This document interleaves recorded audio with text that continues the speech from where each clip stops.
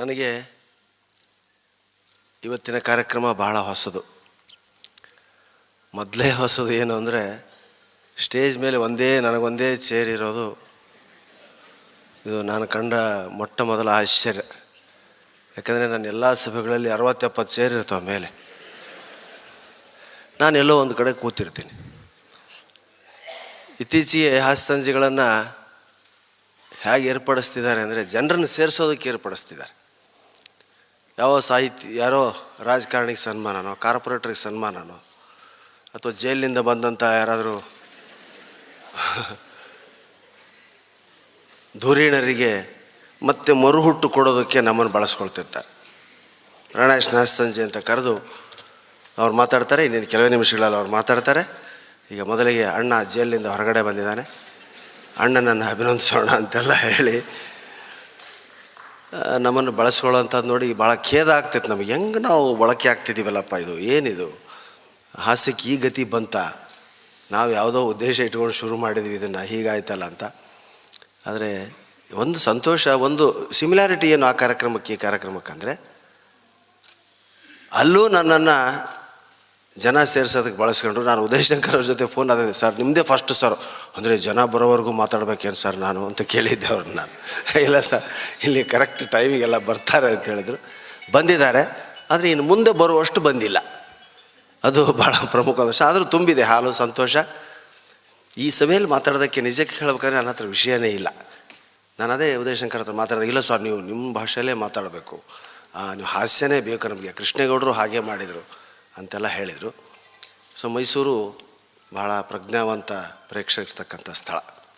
ಈ ಕಲಾಮಂದಿರದಲ್ಲಿ ಕೇವಲ ಒಂದು 4 ದಿವಸಗಳ ಹಿಂದೆ ನಾವು ಒಂದು ಫೋಟೋಗ್ರಾಫ್ ಅಸೋಸಿಯೇಷನ್ನಲ್ಲಿ ಕಾರ್ಯಕ್ರಮದಲ್ಲಿ ಭಾಗವಹಿಸಿದ್ವಿ, ನಾವು ನಮ್ಮ ಸ್ನೇಹಿತ ಸಹ ಕಲಾವಿದ ಮಹಾಮನಿಯವರು. ಮೈಸೂರಿನಲ್ಲಿ ಏನು ಮಾಡಿದ್ರು ಜನ ಸೇರ್ತಾರೆ, ಸುಮ್ಮನೆ ಬಂದು ಕೂತ್ಕೊಂಡ್ಬಿಡ್ತಾರೆ. ಬೆಂಗಳೂರಿನಲ್ಲಿ ಹಿಡ್ಕೊಂಬರ್ಬೇಕು, ಆಸಕ್ತಿ ಜಾಸ್ತಿ. ಅದಕ್ಕೆ ಭೈರಪ್ಪ ಅವರು ಮೈಸೂರನ್ನ ಆರಿಸ್ಕೊಂಡಿದ್ದಾರೆ ಅಂತ ನನಗೆ ಅನಿಸ್ತದೆ. ಫೋಟೋ ತೆಗೆಯುವಾಗಲಷ್ಟೇ ಎಷ್ಟು ಸೌಜನ್ಯ. ನಾನು ಸೆಲ್ಫಿ ಅಂದರೆ ಎಗರಿ ಬೀಳ್ತೀನಿ, ಕೋಪ ಬರ್ತದೆ. ಆದರೆ ಇಲ್ಲಿ ಅವ್ರು ಕೇಳೋ ವಿಧಾನಕ್ಕೆ ನಾನೇ ಹೋಗೋರನ್ನ ಕರೆದು ಬನ್ನಿ ಫೋಟೋ ತೆಗೆಸ್ಕೊಳ್ಳಿ ಅಂದೆ. ಆದರೆ ಅಷ್ಟು ಒಂದು ನಯವಂತಿಕೆ, ವಿನಯವಂತಿಕೆ, ಕೇಳುವಂಥ ವಿಧಾನ ಭಾಳ ಆಶ್ಚರ್ಯ ಇಲ್ಲಿ ಜನರ ಬಗ್ಗೆ. ಮೈಸೂರು ಅಂದರೆ ಅದಕ್ಕೆ ನಮ್ಗೆ ಸಂತೋಷ ಆಗ್ತದೆ. ಯಾಕೆ ತುಂಬ ಜನ ಸರ್, ಪಾಪ ಎಷ್ಟೋ ಜನ ಹಿರಿಯರು, ನೀವು ಸೆಲ್ಫಿ ಅಂದರೆ ಬೈತೀರಾ ಸರ್, ತೆಗ್ಸ್ಕೋಬೋದಾ ಅಂತ ಹಿಂಗೆಲ್ಲ ಮುಂದಿಂತಾಗ ಅನ್ನಿಸ್ತು.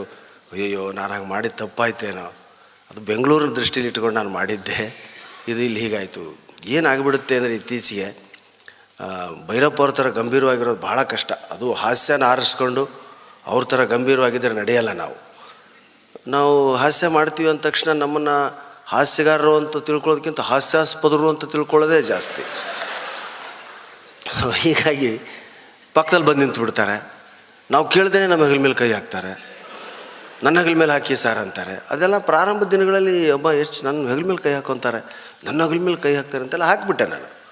ಒಂದು ಸಾರಿ ಹಾಕಿದ್ದೆ, ರಾತ್ರಿ 1 ಗಂಟೆಗೆ ಪೊಲೀಸ್ ಸ್ಟೇಷನಿಂದ ಫೋನು, ಇಲ್ಲೋ ಬಾಸಾಮಿ ಸಿಕ್ಕಿದ್ದಾನೆ ಸರ್, ಅವ್ನ ಹೆಗಲ ಮೇಲೆ ನೀವು ಕೈ ಹಾಕಿದ್ದೀರಾ, ಸ್ವಲ್ಪ ಸ್ಟೇಷನಿಗೆ ಬನ್ನಿ, ಅವನು ಮೊಬೈಲ್ನಲ್ಲಿ ನೀವು ಫೋಟೋ ತೋರಿಸ್ತಿದ್ದಾನೆ. ಹೋಗಿ ನೋಡಿದ್ರೆ ಅವನು ಯಾವನೋ ಏನೋ ಪಿಕ್ ಪಾಕೆಟ್ರು. ಬಂದು ಇವನು ಪರಿಚಯ ಏನು ಸರ್? ಇಲ್ಲ ಸರ್, ಯಾರೋ ಏನೋ ನಾನು ಸೆಲ್ಫಿ ತೆಗ್ಸ್ಕೊಂಡಿದ್ದಾನೆ, ಕೈ ಹಾಕಬೇಡಿ ಸರ್ ಇನ್ಮೇಲೆ. ಮಧ್ಯೆ ಈ ಥರ ಏನಾದ್ರು ಪೈಪ್ ಮಾಡಿ ಹಿಂಗೆ ಸ್ಟ್ರೆಂತ್ ಬಿಟ್ಟು ಆ ಥರ ಪೈಪ್ ಇಟ್ಕೊಂಡು ತೆಗೆಸ್ಕೊಳ್ಳಿ ಇನ್ಮೇಲೆ ನೀವು, ಈ ಥರ ಎಲ್ಲ. ಅವತ್ತಿಂದ ನನಗೆ ಸೆಲ್ಫಿಗಳ ಬಗ್ಗೆ ಭಯ ಹುಟ್ಟು ಸ್ನೇಹಿತರೆ. ಗೋವಾದಿಂದ ಬರ್ತಿರ್ತಾರೆ, ಗೋವಾದಲ್ಲಿ ಬೀರ್ಗೀರೆಲ್ಲ ಚೀಪ್ ಅಂತೆ, ಸ್ವಲ್ಪ ಜಾಸ್ತಿ ತರ್ತಿರ್ತಾರೆ. ಟೋಲಲ್ಲಿ ಹಿಡಿತಾರೆ ಅವ್ರನ್ನ. ಏನಿದು, ಯಾರು ಎಷ್ಟು ಹೋಯ್ತಿದ್ರಿ, ಏನು ಬಿಲ್ ತೋರಿಸಿ ಅಂದಾಗ, ಸರ್ ಪ್ರಾಣೇಶ್ವರ್ ಫ್ರೆಂಡ್ ಸರ್ ನೋಡಿ ಇಲ್ಲಿ ನನ್ನ ಹೆಗಲ ಮೇಲೆ ಕಾಯ್ಕ, ಈ ಥರ ಎಲ್ಲ ಬಳಸ್ಕೊಳ್ಳೋದಕ್ಕೆ ಶುರು ಮಾಡಿಬಿಟ್ರು ನಮ್ಮ ಫೋಟೋನ.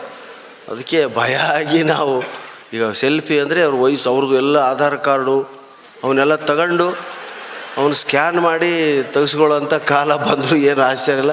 ನಾನು ಮೋದಿಯವ್ರು ಯಾವತ್ತಾದರೂ ಸಿಕ್ಕರೆ ಇದನ್ನು ಹೇಳ್ತೀನಿ, ಸೆಲೆಬ್ರಿಟಿಗಳ ಜೊತೆ ಸೆಲ್ಫಿ ತೆಗೆಸ್ಬೇಕಾದ್ರೆ ಆಧಾರ್ ಕಾರ್ಡ್ ಲಿಂಕ್ ಮಾಡಬೇಕು ನೀವು ಅಂತ. ಸ್ನೇಹಿತರೆ, ಒಂಚೂರು ವಾರ್ಮಪ್ ಮಾಡೋದಕ್ಕೆ ಹೇಳಿದೆ. ನಾನು ಇಲ್ಲಿ ಹಾಸ್ಯ ಮಾಡೋದಕ್ಕೆ ಮನಸ್ಸಾಗ್ತಾಯಿಲ್ಲ, ಆದರೆ ನನ್ನ ವೃತ್ತಿ ಅದಾದ್ದರಿಂದ ನಾನು ಮಾಡಲೇಬೇಕು. ಭೈರಪ್ಪ ಮತ್ತು ನಮ್ಮ ನಂಟು ನಮ್ಮನ್ನು ಬಾಲ್ಯಕ್ಕೆ ಒಯ್ತದೆ. ನಾನು, ನನ್ನ ತಮ್ಮ, ಇಡೀ ನನ್ನ ಮನೆ ಭೈರಪ್ಪನವ್ರ ಕಾದಂಬರಿಗಳ ಪ್ರಿಯರು. ಅದ್ರಲ್ಲಿ ನಾನು ಬೀಚಿನ ಆರಿಸ್ಕೊಂಡಿದ್ದೆ, ನನ್ನ ತಮ್ಮ ಭೈರಪ್ಪನವ್ರನ್ನ ಆರಿಸ್ಕೊಂಡಿದ್ದ. ಬೀಚಿ ಇದು ಚೆನ್ನಾಗಿದೆ, ಸರಸ್ವತಿ ಸಂಹಾರ ಓದು ಅಂತ ನಾನು ನಮ್ಮ ತಮ್ಮನಿಗೆ ಕೊಟ್ಟರೆ, ನಮ್ಮ ತಮ್ಮ ನಾಯಿ ನೆರಳು ಓದು ಅಂತ ಅವ್ನು ನನಗೆ ಕೊಡೋರು. ನಾವು ಈ ಥರ ಬಟ್ಟೆ ತಿಂಡಿಗಳ ಎಕ್ಸ್ಚೇಂಜ್ಗಿಂತ ಹೆಚ್ಚಾಗಿ ಪುಸ್ತಕಗಳ ಎಕ್ಸ್ಚೇಂಜ್ ಮಾಡ್ಕೊಂಡು ಬಿಡೋದು. ನನ್ನ ತಮ್ಮ ಈಗಿಲ್ಲ. ಅದು ಎಂಥ ದಿನಗಳು ಅಂದರೆ, ನಾಯಿ ನೆರಳು ಓದೋದಕ್ಕೆ ಕೊಟ್ಟು ನಾನೊಂದು ಕಾವ್ಯ ಸಂಜೆ ಅಂತ ಮಾಡ್ತಿದ್ದೆ ಪ್ರತಿ ಶನಿವಾರ. ನಾವೇ ಬುಕ್ ಕೊಡೋದು, ಓದ್ಕೊಂಬರ್ಬೇಕಾದ್ರೆ ಒಂದು ವಾರ 4 ಪ್ರತಿ ನಾಯಿ ನೆರಳು ಕೊಟ್ಟು, ತಿರ್ಗಾ ಮರು ಶನಿವಾರ ನಿಮಗೇನು ಅನ್ನಿಸ್ತು ಅಂತ ಹೇಳಬೇಕು ನಾಯಿ ನೆರಳು ಬಗ್ಗೆ. ಅಂಥ ಒಂದು ಸಣ್ಣ ನಮ್ಮ ಮನೆ ಮೇಲ್ಭಾಗದಲ್ಲೇ ಮಾಡ್ತಿದ್ವಿ ಕಾರ್ಯಕ್ರಮ. ಹಾಗೆ ನಾನು ಬೀಚಿ ಬಗ್ಗೆ ವಾದಿಸೋದು, ನಮ್ಮ ತಮ್ಮ ಭೈರಪ್ಪ ಅವ್ರ ಬಗ್ಗೆ ವಾದಿಸೋದು. ಆದರೆ ಇಬ್ಬರು ಸಾಹಿತಿಗಳು ಪರಿಚಯ ಮಾಡಿಕೊಟ್ಟು ತನ್ಮೂಲಕ ಗಂಗಾವತಿ ನಮ್ಮ ಸ್ನೇಹಿತರಿಗೂ ಕೂಡ ಸಾಹಿತ್ಯದ ರುಚಿಯನ್ನು ನಾವು ಹಚ್ಚಿದ್ವಿ. ಈ ರಾಜ್ಕುಮಾರ್ ಅಭಿಮಾನಿ ಸಂಘ, ವಿಷ್ಣುವರ್ಧನ್ ಅಭಿಮಾನಿ ಸಂಘ ಅಂತ ಇರ್ತಾವಲ್ಲ, ಆ ಥರದ್ದು ಭೈರಪ್ಪ ಅಭಿಮಾನಿ ಸಂಘ, ಬೀಚಿ ಅಭಿಮಾನ ಸಂಘ ಅಂತ ಮಾಡ್ಕೊಂಡಿದ್ದವ್ರು ನಾವು ಆ ಕಾಲಕ್ಕೇನೆ.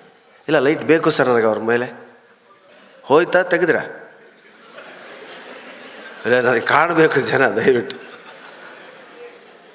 ಹಾಕಿ. ಆಡಿಯನ್ಸ್ ಮೇಲೆ ಲೈಟ್ ಹಾಕಿ ಸರ್ ಪ್ಲೀಸ್. ಒಂದು ನಗ್ತಾರ ಇಲ್ಲ ಅಂತ ನೋಡೋದಕ್ಕೊಂದು, ಇನ್ನೊಂದು ಯಾರು ಎದ್ದು ಹೋಗ್ತಾರೋ ಅನ್ನೋದು ಐಡಿಯಾ ಬೇಕು ನನಗೆ. ಆಮೇಲೆ ಅವ್ರನ್ನ ನಾನು ವಿಚಾರಿಸ್ಕಾದ್ರಲ್ಲ, ಮಾತಾಡಿಸ್ತೀನಿ. ಭೈರಪ್ಪನವ್ರ ಬಗ್ಗೆ ಆಗಲಿ, ಅವ್ರ ಕೃತಿಗಳ ಬಗ್ಗೆ ಆಗಲಿ ಮಾತಾಡುವಷ್ಟು ಶಕ್ತಿ, ಯೋಗ್ಯತೆ, ವಯಸ್ಸು ಯಾವುದೋ ನನಗಿಲ್ಲ. ನಾನು lighter side of the life ಅಂತಾರಲ್ಲ, ಆ ಥರ ಲೈಟ್ ವಿಷಯಗಳನ್ನು ಆಯ್ಕೆ ಮಾಡ್ಕೊಂಡು, ಅದು ಬೀಚಿ ನನ್ನ ಮೇಲೆ ಮಾಡಿರ್ತಕ್ಕಂಥ ಪ್ರಭಾವ. ಯಾವುದನ್ನೂ ನಾನು ಸೀರಿಯಸ್ ಆಗಿ ತಗೊಳ್ಳಲ್ಲ. ಅದು ನನಗೆ ಬೀಚಿಯವ್ರ ಸಾಹಿತ್ಯದಿಂದ ಕಲಿಸಿದ್ದು. ಆದರೆ ಭೈರಪ್ಪನವ್ರ ಸಾಹಿತ್ಯ ಗಂಭೀರವಾಗಿ ಆಲೋಚಿಸೋದನ್ನು ಕಲಿಸ್ತು. ಬೀಚಿ ಸಾಹಿತ್ಯದಲ್ಲಿ ಗಂಭೀರವಾಗಿ ಆಲೋಚಿಸೋದನ್ನು ನಾನು ರೂಢಿಸ್ಕೊಂಡೆ. ಎಂಥ ಅಲ್ಲ. ಹಾಂ, ಹೀಗಾಗಿ ಇಬ್ಬರು ಸಾಹಿತಿಗಳು ನನಗೆ ಇಷ್ಟ ಆದದ ಕಾರಣ, ಇವ್ರು ಎಷ್ಟು ಗಂಭೀರವಾಗಿ ಹೇಳ್ತಾರೋ ಅದನ್ನಷ್ಟೇ ಲೈಟಾಗಿ ಬೀಚಿ ಹೇಳ್ತಾರೆ. ಬೀಚಿಯವ್ರು ಎಷ್ಟು ಲೈಟಾಗಿ ಹೇಳಿರ್ತಾರೋ ಅದನ್ನೇ ಸಮರ್ಥವಾಗಿ ಹೀಗೂ ಹೇಳ್ಬೋದು ಅಂತ ಹೇಳೋಂಥವ್ರು ಭೈರಪ್ಪ ಅವರು. ಇವರ ಸೂಕ್ತಿ ಸಂಪದ ಪುಸ್ತಕ ಇವತ್ತು ನಾನು ಆರಿಸ್ಕೊಂಡಿರೋದು, ಅದನ್ನು ಗಣೇಶ್ ಅವರು, ಶಾಂತಕುಮಾರಿ ಅವರು ಸಂಗ್ರಹ ಮಾಡಿರ್ತಕ್ಕಂಥ. ಅದರಲ್ಲಿ ಕೆಲವು ಕೊಟೇಶನ್ಗಳ ಮೇಲೆ ನಾನು ಸ್ವಲ್ಪ ಒಂದೆರಡು ಮಾತಾಡ್ತೀನಿ. ತಿಳಿದದ್ದನ್ನು ಸುಲಭವಾಗಿ ಹೇಳುತ್ತಾರೆ ತಿಳಿದವರು, ಜ್ಞಾನ ಕೃಪಣರು ಅಂತ. ತಿಳಿದದ್ದನ್ನು ಸುಲಭವಾಗಿ ಹೇಳೋದಿಲ್ಲ ಅವರು, ಜಿಪುಣರು ಅಂತ, ಜ್ಞಾನ ಕೃಪಣರು ಅಂತ ಕರೀತಾರೆ ಅಂತ. ಇಂಥ ಕೆಲವು ವಾಕ್ಯಗಳು ನನಗೆ ತುಂಬ ಇಷ್ಟ ಆಗ್ತದೆ.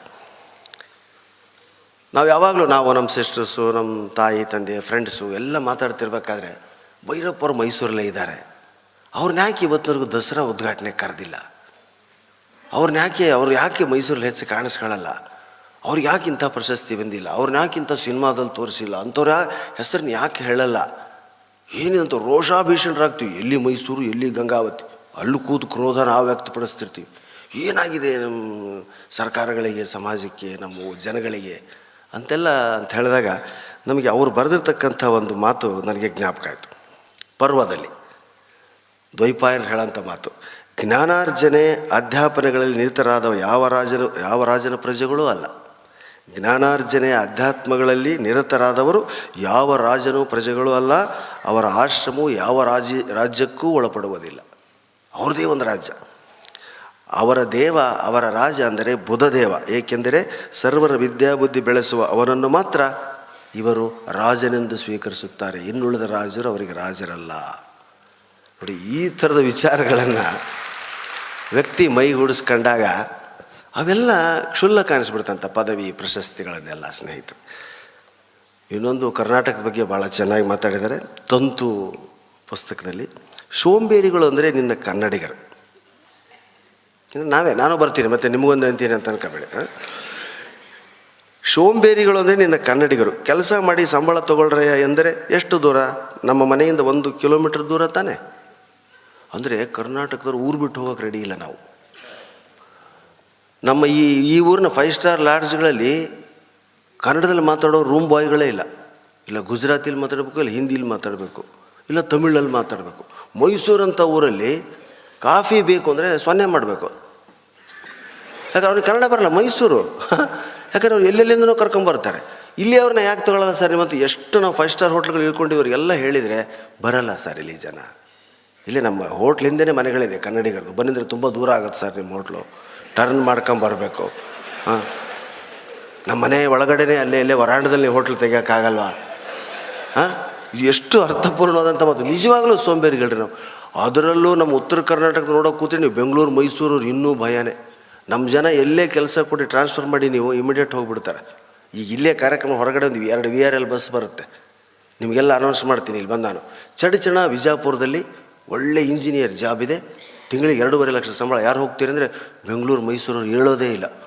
ಬಿಜಾಪುರನ ಚಡಿಚಣನ ಎಲ್ಲಿ ಬರುತ್ತೆ ಚಡಿಚಣ ಅಂತ ಮ್ಯಾಪ್ ಹಾಕಿ ನೋಡ್ತಾರೆ. ಬೇಡ ಬಿಡ್ಕೊಂಡು ಇಲ್ಲೇ ಚೆನ್ನಾಗಿದ್ದೀವಲ್ಲ, ಇನ್ನೇ ಚಾಮುಂಡಿ ಬೆಟ್ಟ ಇದೆ, KRS ಇದೆ, ಸಾಕು. ಇದನ್ನೇ ನೀವು ಯಾವುದೋ ಹುಬ್ಬಳ್ಳಿಲೋ ಬಿಜಾಪುರದಲ್ಲೋ ಈ ಥರ ಕಾರ್ಯಕ್ರಮ ನಡೆದಾಗ ಹೊರಗಡೆ VRL ಬಸ್ ನಿಂದಿರಿಸಿ ಫ್ರೀ ಕರ್ಕೊಂಡು ಹೋಗ್ತೀವಿ ಕಂಡ್ರೆ ಮೈಸೂರಿಗೆ ಉಟ್ಟು ಬಟ್ಟೆಲ್ಲ ಹತ್ತಿ ಬಿಡ್ತಾರೆ. ನಡಿ ಹೋಗೋಣ ಆದದ್ದಾಗಲಿ, ಫ್ರೀ ಹೋಗುತ್ತಂತ ಬಸ್ಸು. ಒಂದು ಲುಂಗಿ ಏನಾದರೂ ತಗೊಳ್ಳೋ, ಲುಂಗಿ ಹಾಕಬೇಕು ಬೆಂಗಳೂರಿಗೆ, ಪ್ಯಾಂಟ್ ಮೇಲೆ ಸುತ್ತಾಕಿ ಅಲ್ಲೆಲ್ಲ ಫುಟ್ಪಾತ್ ಮೇಲೆ ಬೆಳಗ್ಗೆ ತಿರ್ಗಾ ಬಂದ್ರೆ ಆಯಿತು. ಸ್ವಲ್ಪ ಇಷ್ಟೇ ನಮ್ಮ ಜಿಲ್ಲೆಗಳಲ್ಲೇ ವ್ಯತ್ಯಾಸ ಇದೆ. ನೀವು ಊರು ಬಿಟ್ಟು ಹೋಗಲ್ಲ, ಅವ್ರು ಊರಲ್ಲಿ ಇರೋಕ್ಕೆ ಇಷ್ಟಪಡಲ್ಲ.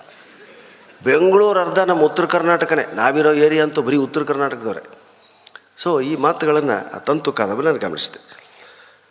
ಒಂದು ನಿನ್ನೆ ಮಂದ್ರ ನಾಟಕವನ್ನು ಕೂಡ ನೋಡಿದ್ವಿ, ಪುಸ್ತಕನ ಓದಿದ್ವಿ.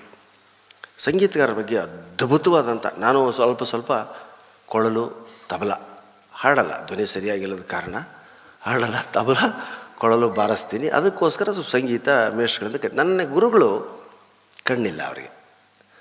ಪುಟ್ಟರಾಜ ಗವಾಯಿಗಳ ಆಶ್ರಮ, ಪಂಚಾಕ್ಷರ ಆಶ್ರಮ ಗದಗಿನ ಶಿಷ್ಯರೇ ನಮ್ಮೆಲ್ಲರ ಗುರುಗಳು ಆ ಭಾಗದಲ್ಲಿ. ಪಂಚಾಕ್ಷರ ಗವಾಯಿಗಳು ಸಂಗೀತ ಪರೀಕ್ಷೆ ವ್ಯಾಲ್ಯುವೇಟ್ರಾಗಿ ಆಯ್ಕೆಯಾಗಿದ್ದರು. ಅಲ್ಲಿ ವ್ಯಾಲ್ಯುವೇಟರ್ ಅಂದರೆ ವ್ಯಾಲ್ಯುವೇಷನ್ ಪೇಪರ್ ಮಾಡೋದಲ್ಲ, ಅವ್ರು ಕಣ್ಣಿಲ್ಲ ಅವ್ರಿಗೆ, ಕೇಳೋದಷ್ಟೇ, ಕೇಳಿ ಮಾರ್ಕ್ಸ್ ಹಾಕೋದು.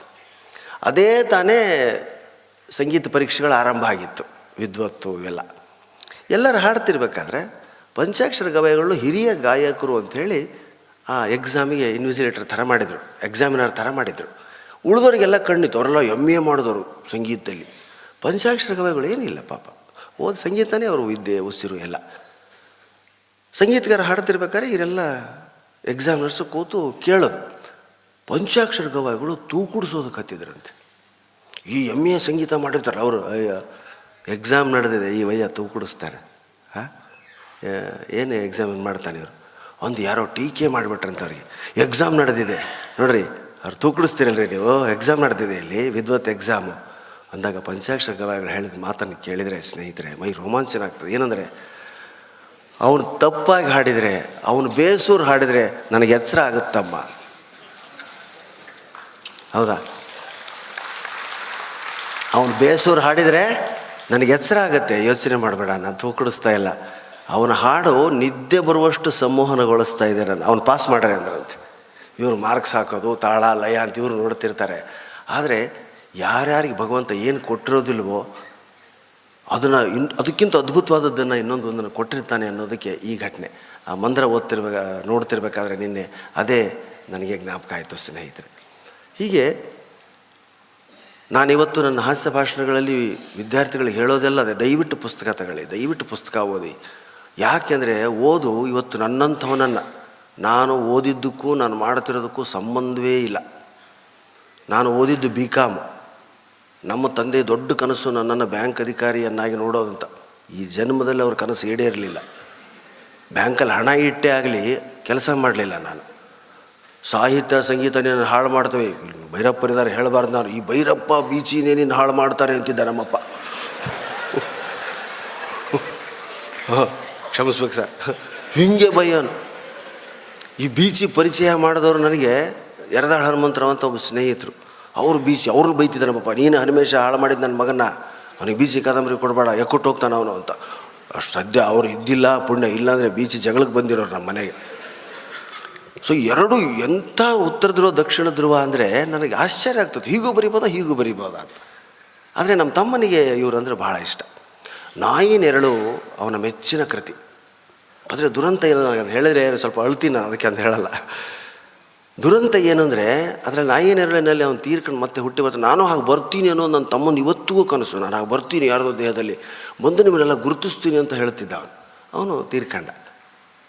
ಸಿನಿಮಾ ಮಾಡಬಾರ್ದು, ಒಳ್ಳೆಯ ಕೃತಿಗಳನ್ನು ಸಿನಿಮಾ ಮಾಡಬಾರ್ದು. ಒಳ್ಳೆಯವರು ಮನೆ ಬಿಟ್ಟು ಹೊರಗಡೆ ಬರಬಾರ್ದು, ಒಳ್ಳೆಯ ಕೃತಿಗಳನ್ನ ಸಿನಿಮಾ ಮಾಡಬಾರ್ದು.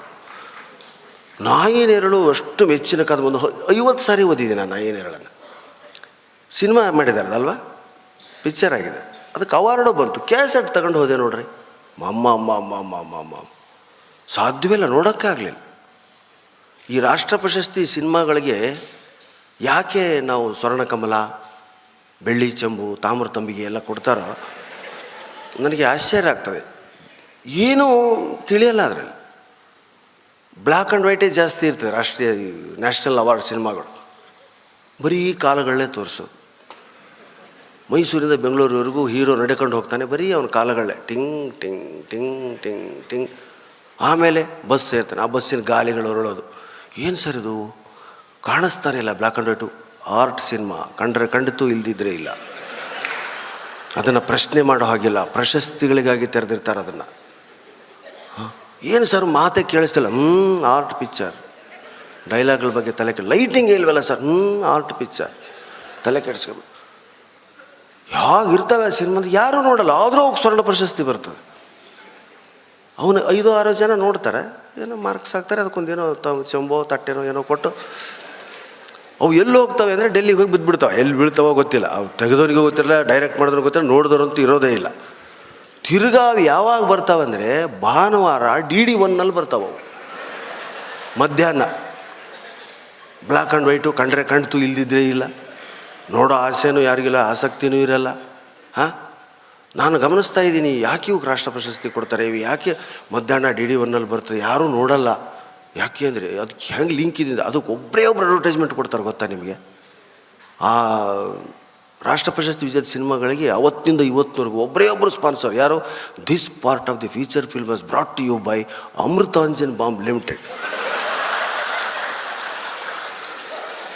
ಅದು ಎಂಥ ಅವಿನಾಭಾವ ಸಂಬಂಧ ಅವ್ರದ್ದು ಇವ್ರದ್ದು. ಪರಸ್ಪರ ಒಬ್ಬರನ್ನ ಎಷ್ಟು ಅರ್ಥ ಮಾಡ್ಕೊಂಡಿದ್ದಾರೆ. ಈಗೇನು ಜಂಡು ಬಾಂಬ್ ಆಗಿದ್ರೆ ನಾನು ಹೇಳಾರೆ, ಯಾಕಂದ್ರೆ ಅಮೃತಾಂಜನ ಕಾಲ ಈಗಿಲ್ಲ. ಅಂಥದ್ದು ಅದ್ಭುತವಾಗಿ ಒಂದು ಸಾರಿ ಯಾವನಾದ್ರೂ ನಾಯಿ ನೆರಳು ಓದಿದ್ರೆ ಇನ್ನೊಮ್ಮೆ ಓದಬೇಕು ಅನಿಸ್ತದೆ. ಮತ್ತೊಮ್ಮೆ ಕುಂಭಮೇಳ ನಡೀತಿದ್ರೆ ನಮ್ಮ ಕಣ್ಣು ಮುಂದೆ ಬರೋದೇ ನಾಯಿ ನೆರಳು ಕಾದಂಬರಿ. 12 ವರ್ಷಕ್ಕೊಂದು ಸಾರಿ ಅದು ನಡೆದರೂ ಕೂಡ ಈಗೆಲ್ಲ ಅದು ಟಿ ವಿಲಿ ತೋರಿಸ್ತಿದ್ದಾರೆ. ಕುಂಭಮೇಳದ ಕಲ್ಪನೆಯನ್ನು ಕಟ್ಟಿಕೊಟ್ಟವ್ರೆ ಭೈರಪ್ಪನವ್ರು ನಾಯಿ ನೆರಳು ಮುಖಾಂತರ. ವಂಶವೃಕ್ಷ ಅದೂ ಸಿನಿಮಾ ಮಾಡಿದ್ರು, ಅದೂ ನೋಡೋ ಹಾಗಿಲ್ಲ. ಅದಕ್ಕೆ ಸಿನಿಮಾಗಳು ನೋಡೋದಕ್ಕಿಂತ ಪುಸ್ತಕ ಓದ್ರೆ ಕಣ್ಣಿಗೆ ಕಟ್ಟಿದೆ. ನಾವು ನಿನ್ನೆ ಅದೇ ಮಾತಾಡ್ತಿದ್ವಿ, ನಾವು ನಮ್ಮ ಸ್ನೇಹಿತರು. ಮಂದ್ರ ಯಾವ ಓದಿಸ್ಕೊಂಡು ಹೋಗ್ತಿತ್ತು ಅಲ್ಲ, ಇವ್ರಿಗಿರೋ ಸಮಯ ಲಿಮಿಟ್ನಲ್ಲಿ ಭಾಳ ಚೆನ್ನಾಗಿ ತೋರಿಸಿದ್ರು, ಅದ್ರ ಬಗ್ಗೆ 2 ಮಾತಿಲ್ಲ. ಆದರೂ ಓದಿನ ಆನಂದ ಇದೆಯಲ್ಲ, ಅದು ಈಗಿನ ಯುವಕರಿಗೆ ಗೊತ್ತಿಲ್ಲ. ಈಗಿನ ಯುವಕರಿಗೆ ಗೊತ್ತಿರೋದು ಬರೀ ವಾಟ್ಸಪ್, ತಿಕ್ಕದೆ. ನಮ್ಮ ಕಾಲಕ್ಕೆ ಉತ್ತರ ಕರ್ನಾಟಕದಲ್ಲಿ ಈ ತಂಬಾಕು ಸುಣ್ಣ 2 ಹಾಕಿ ತಿಕ್ಕವರು, ಅದು ತಿಕ್ಕಿ ಹದ ಆಗೋವ್ರಿಗೂ ಮಾತಾಡೋರು ಅವರು. ಹೇಳಯ್ಯ ಮತ್ತೇನು ವಿಷಯ, ಮಳೆ ಬೆಳೆ ಚೆನ್ನಾಗಾಯ್ತಾ, ನೆಲ್ ಚೆನ್ನಾಗಿ ಬಂತ, ಕಾಲುವೆಗೆ ನೀರು ಬಿಟ್ಟಾರ, ತಿಕ್ಕೋವ್ರಿಗೆ ಮಾತಾಡೋರು. ಈಗಿನವರು ಅದನ್ನು ಬಾಯಿಗೆ ಹಾಕೊಂಡ್ಮೇಲೆ ಅವ್ರು ಮಾತಾಡ್ತಿರ್ಲಿಲ್ಲ. ಈಗಿನವ್ರು ತಿಕ್ತಿದ್ರೂ ಮಾತಾಡಲ್ಲ, ಬರೀ ಹಿಂಗೆ ತಿಕ್ತಾರೆ. ಈಗ ಅವಾಗ ಹಿಂಗೆ ಟಿಂಗ್ ಟಿಂಗ್ ಟಿಂಗ್. ಸದ್ಯ ಇಲ್ಲಿ ಯಾರೂ ತೆಗೆದಿಲ್ಲ, ನಮ್ಮ ಪುಣ್ಯ. ನಾನು ನಿನ್ನೆಯಿಂದ ನೋಡ್ತಾ ಇದ್ದೀನಿ. ಏನು ಮಕ್ಕಳ ಕೈಯಿಂದ ನೀವು ಮೊದಲು ಮಾಡಬೇಕಾದ ಕೆಲಸ ಅಂದರೆ ಅದನ್ನು ಕಸ್ಕೊಳ್ಳೋದು, ಅದನ್ನು ಕೊಡಬೇಡಿ. ಈಗ ನಾವೊಂದು ಜೋಕ್ ಹೇಳ್ತೀನಪ್ಪ, ನಗ್ತೀರ. ಒಂದು ಸಂವಹನ ನಡೀತದೆ ಇಲ್ಲಿ, ನರಗಳೆಲ್ಲ ಸಡ್ಲಾಗ್ತವೆ, ಕಣ್ಣಲ್ಲಿ ನೀರು ಬರ್ತವೆ, ರೋಮಾಂಚನ ಆಗ್ತವೆ. ನೋಡಿ ಇಲ್ಲೆಲ್ಲ ಹಿರಿಯ ಸಾಹಿತಿಗಳ ಪಕ್ಕದಲ್ಲಿ ಕೂತಿದ್ದಾರೆ. ನೀವು ನೋಡ್ತೀವಿ, ನಾವು ಎಂಥ ಧನ್ಯತೆ ಅನುಭವಿಸ್ತೀವಿ ನಾವು ಅವು ನೋಡೋದು. ಇದು ಏನು ರೀ, ನಗಬೇಕು, ನೀವು ಮಾತಾಡಿ. ನಿಮ್ಮಂಥವ್ರ ಮುಂದೆ ನಾನೇನು ಸರ್ ಅಂದೆ, ಸರ್ ನೀವು ಮಾತಾಡಬೇಕು. ನಾವೆಲ್ಲ ಕೇಳ್ತೀವಿ, ಯೂಟ್ಯೂಬಲ್ಲೆಲ್ಲ ನಿಮ್ಮದೇ ನೋಡ್ತೀವಿ. ಎಷ್ಟು ಜನ ಹೇಳಿದ್ರು ನಿನ್ನೆಯಿಂದ ಯೂಟ್ಯೂಬ್ ತಗೊಂಡು ನೋಡ್ತೀವಿ ಅಂದಾಗ, ಹಾಗಾದ್ರೆ ಬರೀ ಯೂಟ್ಯೂಬ್ ನಾನು ನೋಡೋದು, ಪುಸ್ತಕ ನೋಡಲ್ವ ಅಂತ ಕೇಳಿದವರು. ಇದೇ ಜೋಕನ್ನು ನಾನು ನಿಮಗೆ ವಾಟ್ಸಪ್ಪಲ್ಲಿ ಕಳಿಸ್ತೀನಿ, ನೀವು ನಗಕ್ಕೆ ಸಾಧ್ಯನಾ?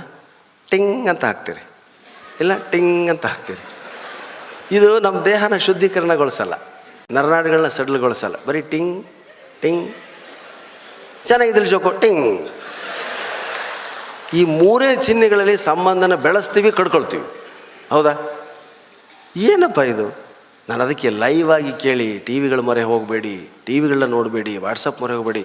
ಲೈವ್ ಜೋಕ್ ಕೇಳೋದಕ್ಕೂ ಅದನ್ನು ಓದೋದಕ್ಕೂ ಭಾಳ ವ್ಯತ್ಯಾಸ ಇದೆ. ಸಾಹಿತ್ಯ ಓದಿದರೆ ಮನಸ್ಸು ಉಲ್ಲಸಿತ ಆಗ್ತದೆ. ಭೈರಪ್ಪನವ್ರ ಮಾತನ್ನು ನಾನು ಹಾಸ್ಯ ಸಂಜೆಗಳನ್ನ ಶುರು ಮಾಡಿದಾಗಿಂದ ಹೇಳ್ತಿದ್ದೀನಿ. ಮನುಷ್ಯನಿಗೆ ಕಿಕ್ ಹೊಡೆಯೋದಕ್ಕೆ ಬರೀ ಮದ್ಯ ಮಾತ್ರ ಕಾರಣ ಅಲ್ಲ. ಮನಸ್ಸು ನೊಂದಾಗ ಆಲ್ಕೋಹಾಲಿಗೆ ಮೊರೆ ಹೋಗಬೇಡಿ, ಪುಸ್ತಕಗಳನ್ನು ಓದಿ. ಪುಸ್ತಕಗಳು ಕೂಡ ಅಷ್ಟೇ ಕಿಕ್ಕನ್ನು ಕೊಡ್ತವೆ ಅಂತ ಓದೋರು. ಇದನ್ನು ಓದಿನೇ ನಾನು ಇದೇ ಕಿಕ್ಕಿಗೆ ಗಂಟು ಬಿದ್ದೆ. ಪುಸ್ತಕಗಳು ಅಷ್ಟೇ ಕಿಕ್ಕನ್ನು ಕೊಡ್ತವೆ. ಪುಸ್ತಕದಂಥ ಸ್ನೇಹಿತ ಜಗತ್ತಿನಲ್ಲಿ ಇನ್ನೊಬ್ಬರಿಲ್ಲ. ಅದು ಕೇಳೋದೊಂದು ಸಣ್ಣ ಜಾಗ ನಿಮ್ಮ ಮನೆಯಲ್ಲಿ. ಬಗಲಲ್ಲಿಟ್ಟರೆ ಸುಮ್ಮನೆ ಇರ್ತದೆ, ಎತ್ಕೊಂಡ್ರೆ ಎಷ್ಟು ಮಾತಾಡ್ತದೆ ಪುಸ್ತಕ. ನಿಮಗೆ ಗೊತ್ತಿಲ್ಲದೆ ಇರೋ ವಿಷಯಗಳು ಹೇಳ್ತದೆ. ಅದು ಕೇಳೋದು ಸಣ್ಣ ಜಾಗ ಮನೆಯಲ್ಲಿ. ಇದು 40-50 ಸಾವಿರ ತೊಗೊಳ್ತೀವಿ. ಸ್ಲಿಮ್ಮು ಸ್ಲೀಕು ಏನೇನೋ ಬರ್ತದೆ. ಹೌದಾ? ನಿನ್ನೆಯಿಂದ ನೋಡ್ತಾ ಇದ್ದೀನಿ ಸಭೆಯಲ್ಲಿ ಚಪ್ಪಾಳೆ ನಗು ಭಾಳ ಕಡಿಮೆ. ಯಾಕಂದ್ರೆ ಎಲ್ಲ ಗಂಭೀರವಾಗಿ ಕೇಳ್ತಾ ಇದ್ದೀರ. ಅದಕ್ಕೆ ನಾನು ಉದಯಶಂಕರ್ ಸರ್ ಎಲ್ಲ ಗಂಭೀರವಾಗಿ ಕೂತಿರ್ತಾರೆ ಸರ್. ಹೇಗೆಲ್ಲ ನಾನು ಮಾತಾಡೋದು, ಅದೇ ನಿಮ್ಮ ಚಾಲೆಂಜು ಸರ್, ನೀವು ಅವ್ರು ನಗಿಸ್ಬೇಕು ಅಂದ್ರೆ ಅವರು. ಹೌದಾ? ಆಮೇಲೆ ಇನ್ನೊಬ್ರು ಯಾರೋ ಭೇಟಿಯಾಗಿ, ಸರ್ ನೀವು ಒಂದು ಯಾವುದೋ ಊರಲ್ಲಿ ಕಾರ್ಯಕ್ರಮ ಆಗುತ್ತೆ, ಅಲ್ಲಿ ನಗೋದೇ ಇಲ್ಲ ಇಬ್ಬರು. ಕಾಮನ ಹಬ್ಬದಲ್ಲಿ ಒಂದು ಕಾರ್ಯಕ್ರಮ ಆಗುತ್ತೆ, ಇಬ್ಬರು ಗಂಡ ಹೆಂಡತಿ ಕೂತಿರ್ತಾರೆ. ಅವ್ರು ಯಾರು ಏನು ಮಾಡಿದ್ರೂ ನಗಲ್ಲ, ಅವ್ರು ಸ್ಟೇಜ್ ಪಕ್ಕದಲ್ಲೇ ಕೂತಿರ್ತಾರೆ. ನೀವು ಅವ್ರನ್ನ ಯಾಕೆ ನಗ್ಸಕ್ಕೆ ಹೋಗಲ್ಲ ಸರ್, 1.5-2 ಲಕ್ಷ ಪ್ರೈಸ್ ಇರುತ್ತೆ ಅಂದರು. ನಗಬಾರ್ದು ಅಂತ ಡಿಸೈಡ್ ಮಾಡಿದವ್ರನ್ನ ಯಾವನೂ ನಗ್ಸೋಕ್ಕೆ ಸಾಧ್ಯ ಇಲ್ಲ. ನಾನು ನಗಬೇಕು ಅಂತ ಡಿಸೈಡ್ ಮಾಡಿದ್ರೆ ನಗಿಸ್ತೀವಾಗಲಿ ನಾವು. ಅವ್ನು ನಗಲ್ಲ ಅಂತ ಪ್ರತಿಜ್ಞೆ ಮಾಡಿ ಕೂತಿದ್ದಾನೆ, ಸಾಯಲಿ, ಬಿಟ್ಟುಬಿಟ್ರಿ. ಹೌದಾ? ಇದು ನಮ್ಮ ಪ್ರಿನ್ಸಿಪಲ್. ತುಂಬ ಜನ ಕರೀತಾರೆ ಕಾಮನ ಹಬ್ಬದಲ್ಲಿ, ನಮ್ಮ ಕಡೆ ಇಬ್ಬರನ್ನ ಕೂರಿಸಿ ಇವ್ರು ನಗಿಸ್ಬೇಕು ಅಂತ. 2 ಲಕ್ಷ ಪ್ರೈಸ್ ಇರುತ್ತೆ. 2 ಲಕ್ಷಕ್ಕೋಸ್ಕರ ನಾವು ಬೇಡ ಸರ್, ತೀರ 2 ಲಕ್ಷ ಎಲ್ಲಾದರೂ ಸಿಗುತ್ತೆ ನಮಗಪ್ಪ, ಇಂಥ ಹಿಂಸೆಗೆ ನಾನು ಅಲ್ಲೇ ಅಂತ ಹೇಳಿ ನಾವು ಆ ಕಾರ್ಯಕ್ರಮ ತಪ್ಪಿಸ್ಕೊಳ್ತೀವಿ ಸ್ನೇಹಿತರೆ. ಅದಕ್ಕೆ ನಿಮ್ಮ ಮಕ್ಕಳಿಗೆ ದಯವಿಟ್ಟು ಪುಸ್ತಕ ತೊಗೊಳ್ಳೋರು ನೋಡಿ ಸಂತೋಷ ಆಯಿತು. ಮಕ್ಕಳಿಗೆ ಕೆಲವು ಬುಕ್ಸ್ ಕೊಡಿಸ್ತಾರೆ, ಯಾವ್ದು ತೊಗೊಳ್ಳಿ ಸರ್ ಅಂತೆಲ್ಲ ಕೇಳಿ. ನಾನು ಐನರಲ್ಲೇ ಪ್ರಿಫರ್ ಮಾಡಿದೆ, ವಂಶವೃಕ್ಷ ಹೇಳಿದೆ. ವಂಶವೃಕ್ಷರು ಸಿನಿಮಾ ತೆಗೆದ್ರು, ನಾವು ನೋಡಲೇ ಇಲ್ಲ. ಪುಸ್ತಕಗಳೇ ಇವತ್ತೆಲ್ಲರಿಗೂ ಆಧಾರ, ಓದು. ನಾವು ಈ ಹಾಸ್ಯ ಫೀಲ್ಡಿಗೆ ಬಂದಮೇಲೆ ಭೈರಪ್ಪ ಅವ್ರನ್ನ, ಕಾರಂತರನ್ನ, ಕುವೆಂಪು ಅವ್ರನ್ನ ಎಲ್ಲ ಮಿಕ್ಸ್ ಮಾಡಿ ಹೇಳಿದಾಗ ಜನರಿಗೆ ನಾವು ಪುಸ್ತಕ ತಗೋಬೇಕು ಸರ್. ರಾಮಾಯಣ ದರ್ಶನದಲ್ಲಿ ಕುವೆಂಪು ಅವರು ಬಂದರ್ ಬಾಲೆಯರ್ ಗಿಳಿಹಿಂಡ ನಣಕಿ ಪವೋಲ್ ಅಂತ ಬರೀತಾರೆ. ಹೆಣ್ಮಕ್ಳು ಬಂದರೆ ಗಿಳಿಹಿಂಡ ನಣಕಿಸೋ ಥರ ಬರ್ತಾರಂತೆ. ಗಂಡಸಿಗೆ ವರ್ಣನೆ ಇಲ್ಲ ನೋಡಿ. ಹೌದಾ? ಅದಕ್ಕೆ ನಾವೇನು ಮಾಡ್ತೀವಿ, ಬಂದರ್ ಬಾಲೆಯರ್ ಗಿಳಿಹಿಂಡ ನಣಕಿ ಪವೋಲ್, ಗಂಡಸು ನಿಂತನ್ ಒಂಟಿ ಗೂಬೆಯೋಳು. ಹೌದಾ? ನಾನು ಮಾಡಿದ್ದೀವಿ ನೋಡಿ. ಹೆಣ್ಮಕ್ಳೇ ಜಾಸ್ತಿ ಇದ್ದಾರೆ. ಅವ್ರ ಪಕ್ಕದಲ್ಲಿ ಅವ್ರ ಯಜಮಾನ ಇದ್ದರೆ ಮತ್ತೆ ಎಲ್ಲರೂ ಅಂತಲ್ಲ, ಅವ್ರನ್ನ ಅವರೇ ಕರ್ಕೊಂಬಂದಿರ್ತಾರೆ. ಅಯ್ಯೋ ನಡ್ರಿ ಮನೇಲಿ ಇರೋದೆ, ಇವತ್ತು ಭೈರಪ್ಪ ಅವ್ರ ಸಂವಾದ ಕಾರ್ಯಕ್ರಮ ಇದೆ, ಚೆನ್ನಾಗಿದೆ, ಬರೀ ಹೋಗೋಣ. ಆಯ್ತು ಬರ್ತೀನಿ ನಡೇನಿ, ಮುಂದೆ ಅವಳೇ ಬಿಡ್ತಾನೆ. ಇಲ್ಲಿ ಯಾರ್ಯಾರು ಪಕ್ಕ ಗಂಡ ಹೆಂಡತಿ ಕೂತಿರೋ ಸ್ವಲ್ಪ ಕೈ ಮೇಲೆತ್ತಿ. ಹಾಂ, ವೆರಿ ಗುಡ್. ಯಾರು ಬಲವಂತದಿಂದ ಯಾರು ಬಂದಿದ್ದೀರಿ ಅಂತ ನಾನು ಕೇಳಲ್ಲ, ಅದು ಆತ್ಮವಿಮರ್ಶೆ ನೀವೇ ಮಾಡ್ಕೊಳ್ಳಿ. ಆದರೂ ಮುಗಿಯೋದ್ರೊಳಗಡೆ 2 ಸಾರಿ ಎದ್ದು ಹೋಗಿ ಬರ್ತಾನೆ ಗಂಡಸು ಹೊರಗಡೆ. ಒಂದು ಸಂತೋಷ ಏನು, ಹಾಲ್ ಫುಲ್ಲಾಗಿತ್ತು ಅಂದರೆ ಹೆಂಡ್ತಿಗೆ ಸೀಟ್ ಬಿಟ್ಕೊಡ್ತಾನೆ. ಅದು ಗಂಡನ ಭಾಳ ದೊಡ್ಡ ಕೆಲಸ. ನೀ ಕೂತ್ಕೊಳ್ಳೆ, ಒಂದೇ ಸೀಟ್ ಇದೆ, ನಾನು ನಿಂತ್ಕೊತೀನಿ. ಯಾಕೆ ನಿಂತ್ಕೊತಾನೆ ಅಂದರೆ ಹೋಗಿ ಬರ್ಬೋದು ಅಂತ ಆಚೆ ಈಚೆ, ಮತ್ತೇನೂ ಇಲ್ಲ. ನೀವು ಅವನು ನಿಂತಿದ್ದಾನೆ ಪಾಪ, ಅಯ್ಯೋ ಸೀಟ್ ಬಿಟ್ಕೊಟ್ಟಂತ ಧನ್ಯತೆಯಿಂದ ಅವನ ಕಡೆ ಏನಾದರೂ ನೋಡಿದರೆ, 1:15 ಆಯಿತು, ಇದು ನಾಳೆ ಬರ್ಬೇಕು, ಹೇಳು ಎಬ್ಬಿಸ್ತಾನೆ. ಹೌದಾ? ಎರಡೂ ಇದೆ ಗಂಡಸನ ಹತ್ರ. ಆದರೆ ಹೆಣ್ಣುಮಕ್ಕಳಿಗೆ ಇತ್ತೀಚೆಗೆ ಸಾಹಿತ್ಯದ ಒಲವು ಜಾಸ್ತಿ ಆಗ್ತಾ ಅನ್ನೋದು ನಾನು ಈ ಕಾರ್ಯಕ್ರಮದಲ್ಲಿ ಕಂಡುಕೊಂಡೆ. ಸೀರಿಯಲ್ಗಳನ್ನು ನೋಡೋದಲ್ಲದೆ ಓದೋದನ್ನು ಕಲ್ತಿದ್ದೀರಿ ಅಂದರೆ ಬಹುಶಃ ನಾನು ಭೈರಪ್ಪ ಬೀಚಿ ಕಾರಂತರ ಕಾದಂಬರಿ ಓದೋರು ಸೀರಿಯಲ್ ನೋಡಲ್ಲ ಅಂತ ಭಾವಿಸ್ತೀನಿ ನಾನು. ಯಾಕಂದ್ರೆ ಅದರಲ್ಲಿ ಏನೂ ಇಲ್ಲ ಅಂತ ನಮಗೆ ಗೊತ್ತಾಗ್ಬಿಡ್ತದೆ. ಏನು ಸೀರಿಯಲ್ಗಳ್ರಿ ಅವು. ಆದರೂ ನೋಡ್ತೀರಮ್ಮ, ಇಲ್ಲಿ ಕೆಲವರು ಮುಖ ನೋಡ್ಕೊಳ್ತಾರೆ. ಓದಿದ್ರು ಕೂಡ ನೋಡ್ತೀವಿ ಅಲ್ವಾ ನಾವು ಅಂತ ಮಾತಾಡ್ತಿದ್ದಾರೆ ಅವರು. ಒಂದೇ ಒಂದು ವಾಕ್ಯವನ್ನು 2 ಪೇಜುಗಳು ಬರೀತಾರೆ ಭೈರಪ್ಪರು. ಒಂದೇ ಒಂದು ವಿಷಯವನ್ನು ಅವನು ತಂದಿಟ್ಟ, ತಗೊಂಡ್ರು, ಕೈಯಲ್ಲಿ ಹಿಡ್ಕೊಂಡ್ಲು, ಕುಡಿದ್ಲು, ಕೆಳಗಡೆ ಇಟ್ಟರು, ಆ ಕಪ್ಪು ಬಸಿ ಆದ ಶಬ್ದ ನೋಡಿದಾಗೆ ಆಗುತ್ತೆ ರೀ. ಗಾಬರಿ ಆಗ್ತಿರ್ತೀವಿ ನಾವು, ಹೀಗೂ ಬರೆಯೋದಕ್ಕೆ ಸಾಧ್ಯ ಅಂತ. ಪರಿಚಯ ಮಾಡ್ತಾರೆ ನಮ್ಮ ಶಂಕರವರು, ಪ್ರಾಣೇಶ್ ಅವರು ಬರೆದಿದ್ದಾರೆ ಅಂತಂದರು. ದಯವಿಟ್ಟು ಓದಬೇಡಿ, ಇದನ್ನು ಓದಿದ ಮೇಲೆ ಅದನ್ನು ಓದಿದರೆ ಮೆಂಟಲ್ ಹಾಸ್ಪಿಟ್ಲೇ ನೀವು. ನಾನು ನನ್ನ ಅನುಭವಗಳನ್ನ ಮಾತ್ರ ಬರಿತೀನಿ ಅಲ್ಲಿ ಓದಲ್ಲಿ ಏನಾಗಿರ್ತದೆ ಅಂಥೇಳಿ. ಆದರೆ ಈ ಸೀರಿಯಲ್ಗಳಿದೆ ನೋಡ್ರಿ, ಅವ್ರದ್ದು ಮೆಚ್ಚಬೇಕ್ರಿ. ಭೈರಪ್ಪನವ್ರು ಇಷ್ಟಿರ್ತಪ್ಪ ಕಾದಂಬರಿ ಬರೆದ್ರೆ ಅವರು ಒಂದೇ ಘಟನೆನ 6 ತಿಂಗಳು ರುಬ್ಬುತ್ತಾರೆ. ಈಗ ಇಲ್ಲಿ ಉದಯಶಂಕರ್ ಕೂತಿದಾರಪ್ಪ, ಪ್ರಾಣೇಶ್ ಅವರೇ ಅಂತ ನಾನು ಕರೀತಾರೆ ಅವರು. ಹೇಳಿ ಶಂಕರ್, ನೋಡಿ ಒಂದು ಕ್ಷಣದಲ್ಲಿ ನೋಡಿದೆ. ಪ್ರಾಣೇಶ್ ಅವರೇ, ಹೇಳಿ ಉದಯಶಂಕರ್, ಒಂದು ಸೆಕೆಂಡಲ್ಲ, ಫ್ರ್ಯಾಕ್ಷನ್ ಆಫ್ ಸೆಕೆಂಡ್ ಅಂದ್ರೆ ಅಡ್ಡಿಲ್ಲ. ಇದನ್ನೇ ಸೀರಿಯಲ್ ತೆಗೆದ್ರೆ ಪ್ರಾಣೇಶ್ ಅವರೇ ತೋಮ್ತ ತೋಮ್ತ ತೋಮ್ತ ತೋಮ್ತ ಧೇಮ್ತ ಧೇಮ್ತ ಧೇಮ್ತ ಧೇಮ್ತ ತೋಮ್ತ ತೋಮ್ತ ತೋಮ್ 1.5 ಗಂಟೆ ತಿರುಗಿ ನೋಡಕ್ಕೆ. ಅದೊಂದು ಅಮೃತ ವರ್ಷಿಣಿ ಅಂತ ಒಂದು ಧಾರಾವಾಹಿ ಇತ್ತು, ನೋಡಿದ್ರಾ? ವರ್ಷ ಅಮೃತ ಸಾರಿಗೆ ಉಪ್ಪು ಹಾಕಿದೆ ಅಮ್ಮ ಅಂತ ಕೇಳಿ, ಎಷ್ಟೊತ್ತು ಬೇಕ್ರಿ ಉಪ್ಪು ಹಾಕೋದಕ್ಕೆ? ಹಾಕಿದೆ ಅತ್ತೆ, ಟಿಂಗ್ ಮುಗೀತಪ್ಪ. ಇಲ್ಲ, ಹಾಕ್ತಿದ್ದೀನತ್ತೆ, ಡಡನ್ ಡಡನ್ ಡಡನ್ ಡಡನ್ ಡಡನ್ ಡಡನ್ ಡಡನ್ ಡಡನ್ ಡಡನ್ ಡಡನ್. ಒಂದು ವಾರ ಉಪ್ಪು ಹಾಕಿದ್ರಿ ಸಾರಿಗೆ, ಒಂದು ವಾರ. ಇವಳು ಮನೆ ಕಾಯುವಾಗ ಇವಳು ಸಾರು ಮಾಡಲ್ಲ, ಸಮುದ್ರ ಮಾಡ್ತಾಳೆ ಅಂತ ಅನ್ಕೊಂಡು. ಹಾಂ, ಕೂದಲಿಂಗ್ ಹಾಕೋದು ಅದೊಂದು ಕವಿ ಸಮಯ ಅಂತ ಕರೀತಾರೆ ಕವಿಗಳು. ಹೆಣ್ಣು ತಲೆಗೆ ಎರ್ಕೊಂಡು ಆ ಕೂದಲ ಹಿಂಗೆ ಅಂದ್ಕೊಳ್ಳೋದು ಇದೆಯಲ್ಲ, ಅದು ಕವಿ ಸಮಯ. ಕವಿಗಳಿದ್ದೀರಾ ಎಲ್ಲಾರಾದರೂ? ಅದೊಂದು ಅದ್ಭುತವಾದಂಥ ಸಮಯ, ನಯನ ಮನೋಹರವಾಗಿ ಕಾಣಿಸ್ತಾಳೆ ಹೆಣ್ಣು ಆ ಸಮಯದಲ್ಲಿ. ಅದನ್ನು ನನಗೆ ಉರ್ದು ಸರಿ ಬರಲ್ಲ, ಎಲ್ಲೋ ಯಾವತ್ತೋ ಓದಿದ ಜ್ಞಾಪಕ ಇದೆ. ಹೀನಾಯ ದಸ್ತನೆ ಸಿಯಾ ಬಾದಲ್ ಸೆ ಮೋತಿ ಬರ್ಸ, ಹೀನಾಯ ದಸ್ತನೆ ಸಿಯಾ ಬಾದಲ್ ಸೆ ಮೋತಿ ಬರ್ಸ, ಜಬ್ ಹುಯೆ ಅಗರ ದೋ ತುಕಡೆ ತೋ ವहीं से सूरज निकलाಯ ಅಂತ. ನಾನು 8ನೇ 9ನೇ ಕ್ಲಾಸಲ್ಲಿ ಇದ್ದಾಗ ಓದೋದು ಇವತ್ತೇ ಜ್ಞಾಪಕ ಮಾಡ್ಕೊಳ್ತೀನಿ. ಏನು ಅದು ಅಂದರೆ, ಸಿಯಾ ಬಾದಲ್ ಸೆ ಮೋತಿ ಬರ್ಸ. ಬಾದಲ್ ಅಂದರೆ ಮೋಡ, ಇಷ್ಟೆಲ್ಲ ಅಲ್ಲೆಲ್ಲ ಅರ್ಥ ಮಾಡ್ಕೊಂಡಿದ್ದೀನಿ. ಕಪ್ಪನೆ ಮೋಡಗಳಿಂದ ಮೋತಿ ಬರ್ಸ, ನೀರಿನ ಹನಿಗಳು ಬೀಳ್ತವೆ. ಅದನ್ನು ಹೆಣ್ಣಿಗೆ ಹೋಲಿಸ್ತೇನೆ. ಹೀನಾಯ ದಸ್ತನೆ ಸಿಯಾ ಬಾದಲ್ಸೆ ಅಂದರೆ ಹೆಣ್ಣು ಎರ್ಕೊಂಡಾಗ ಅವಳು ಇಡೀ ಕೂದಲುಗಳನ್ನು ಹಿಂಗೆ ಮುಂದೆ ಹಾಕತ್ತಾಳೆ. ಮುಖ ಕಾಣ್ತಿರಲ್ಲ ಆವಾಗ, ಮುಂದೆ ಹಾಕ್ಕೊಂಡು ಅದು ಹೀಗೆ ಒರೆಸ್ತಾಳೆ. ಹೌದಾ? ನನಗೆ ಅಭ್ಯಾಸ ಎಲ್ಲ, ನಿಮ್ದು ಹೇಳ್ತಾ ಇದ್ದೀನಿ ನಾನು. ಹೀಗೆ ಒರೆಸ್ತಾಳೆ. ಒರೆಸ್ಕೊಂಡಾದ್ಮೇಲೆ ಅದನ್ನು ಹೀಗೆ ಅಂದ್ಕತ್ತಾಳೆ. ಆಗ ಬೈತಲೆ ಬಿಟ್ಟು 2 ಭಾಗವಾಗಿ ತಲೆ ಸೀಳುತ್ತೆ. ಹೀನಾಯ ದಸ್ತನೆ ಸಿಯಾ ಬಾದಲ್ಸೆ ಮೋತಿ ಬರ್ಸ, ಮೋತಿ ಬರ್ಸನೆ ಮುತ್ತು. ಆ ಹೆರಳನ್ನು ಹಿಂಡ್ತಾಳೆ ಅವಳು, ಆಗ ಹನಿ ಹನಿಗಳು ಬೀಳ್ತವೆ ಆ ಜಡೆಯಿಂದ. ಅದು ಮುತ್ತಿನ ಹನಿಗಳಂತೆ ಕಾಣುತ್ತದೆ ಕವಿಗೆ. ಪ್ರೇಮಿಗಳ ವಿಷಯದಲ್ಲಿ ಇದು ಹೆಂಡತಿ ಆದಮೇಲೆ ಅದೇ ಪ್ರವಾಹ ಬಿದ್ದಂಗೆ ಆಗ್ತಿರ್ತವೆ. ಮೋತಿ ಬರ್ಸ, ಹನಿ ಹನಿ ಹನಿ ಏನ ಮುತ್ತು ಉದುರ್ತಾ ಇದೆ. ಜಬ್ ಹುಯೇ ಅಗರ ದೋ ತುಕಡೆತೋ, ಹೀಗೆ ಮೇಲಕ್ಕೆ ಕೂದಲು ಎಸ್ಕೊಂಡಾಗ ಬೈತಲೆಯನ್ನು ಬಿಟ್ಟು ತಲೆ 2 ಭಾಗ ಆಗ್ತದೆ.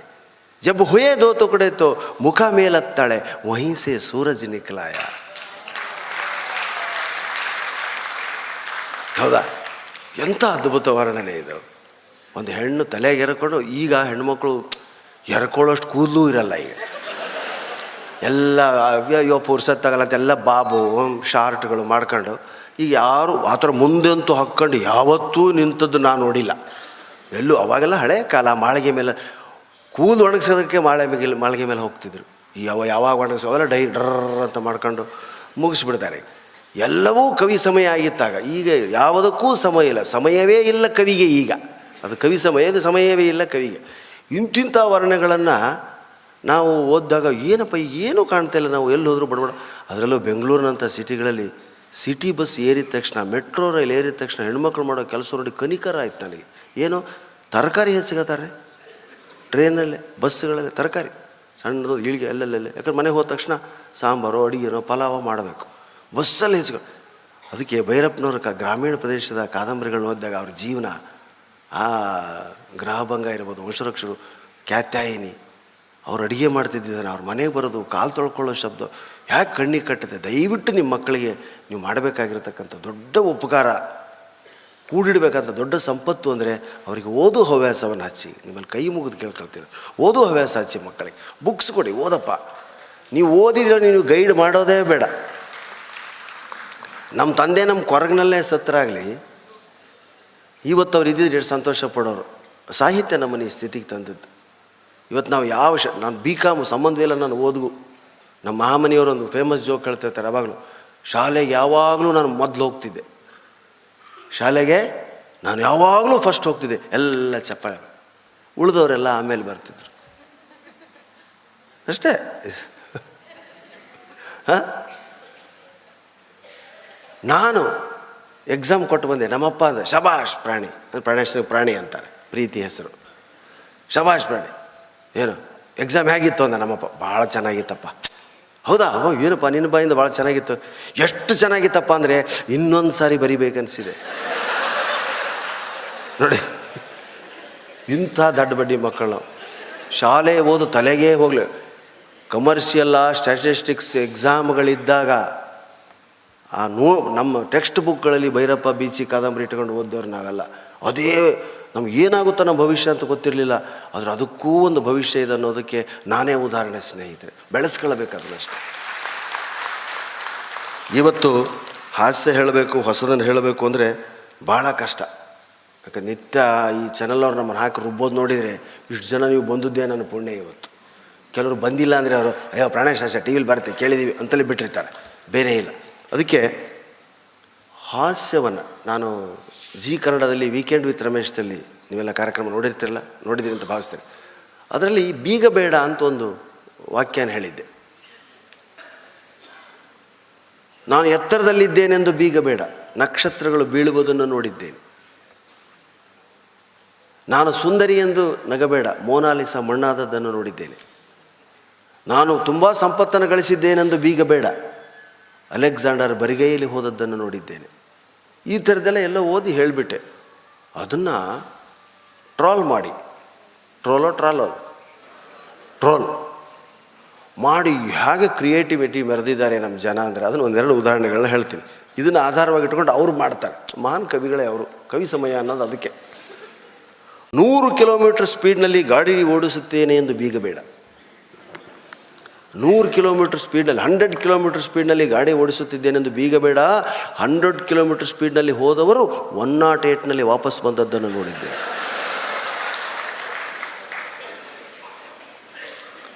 ಹೊಸ ಕಾರ್ ತೆಗೆದುಕೊಂಡೆ ಎಂದು ಬೀಗ ಬೇಡ. ಹೊಸ ಕಾರ್ ತೆಗೆದುಕೊಂಡೆ ಎಂದು ಬೇಡ. ಫೆರಾರಿಯಲ್ಲಿ ಓಡಾಡುತ್ತಿದ್ದ ವಿಜಯ ಮಲ್ಯ ಪರಾರಿ ಆದದ್ದನ್ನು ನೋಡಿದ್ದೇನೆ. ದೊಡ್ಡ ಶತ್ರುತ್ವ ಪಾಲಿಸುತ್ತೇನೆ, ಇನ್ನು ನಾನು ಅವರ ಮುಖ ನೋಡುವುದಿಲ್ಲ ಎಂದು ದೊಡ್ಡ ಶತ್ರುತ್ವ ಪಾಲಿಸುವವರನ್ನು ನೋಡಿದ್ದೇನೆ. ದೊಡ್ಡ ಶತ್ರುತ್ವ ಪಾಲಿಸುತ್ತೇನೆ ಎಂದು ಬೀಗ ಬೇಡ. ಅವರ ಅಪ್ಪನಾಣೆ ಅವರು CM ಆಗಲ್ಲ ಅಂದವರ ಜೊತೆಯೇ ಸರ್ಕಾರ ರಚಿಸಿದ್ದನ್ನು ನೋಡಿದ್ದೆ.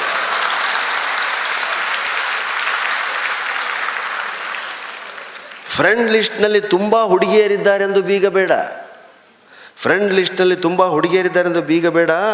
ಅದರಲ್ಲಿ ಅರ್ಧದಷ್ಟು ಫೇಕ್ ಎನ್ನುವುದನ್ನು ನೋಡಿದ್ದೇನೆ. ತುಂಬ ಓದಿದ್ದೇನೆಂದು ಬೀಗ ಬೇಡ. 8-10 ಡಿಗ್ರಿಗಳನ್ನು ಪಡೆದಿದ್ದೇನೆಂದು ಬೀಗ ಬೇಡ. ಏನು ಓದದವರು ಉನ್ನತ ಶಿಕ್ಷಣ ಮಂತ್ರಿಯಾಗಿರುವುದನ್ನು ನೋಡಿದ್ದೇನೆ.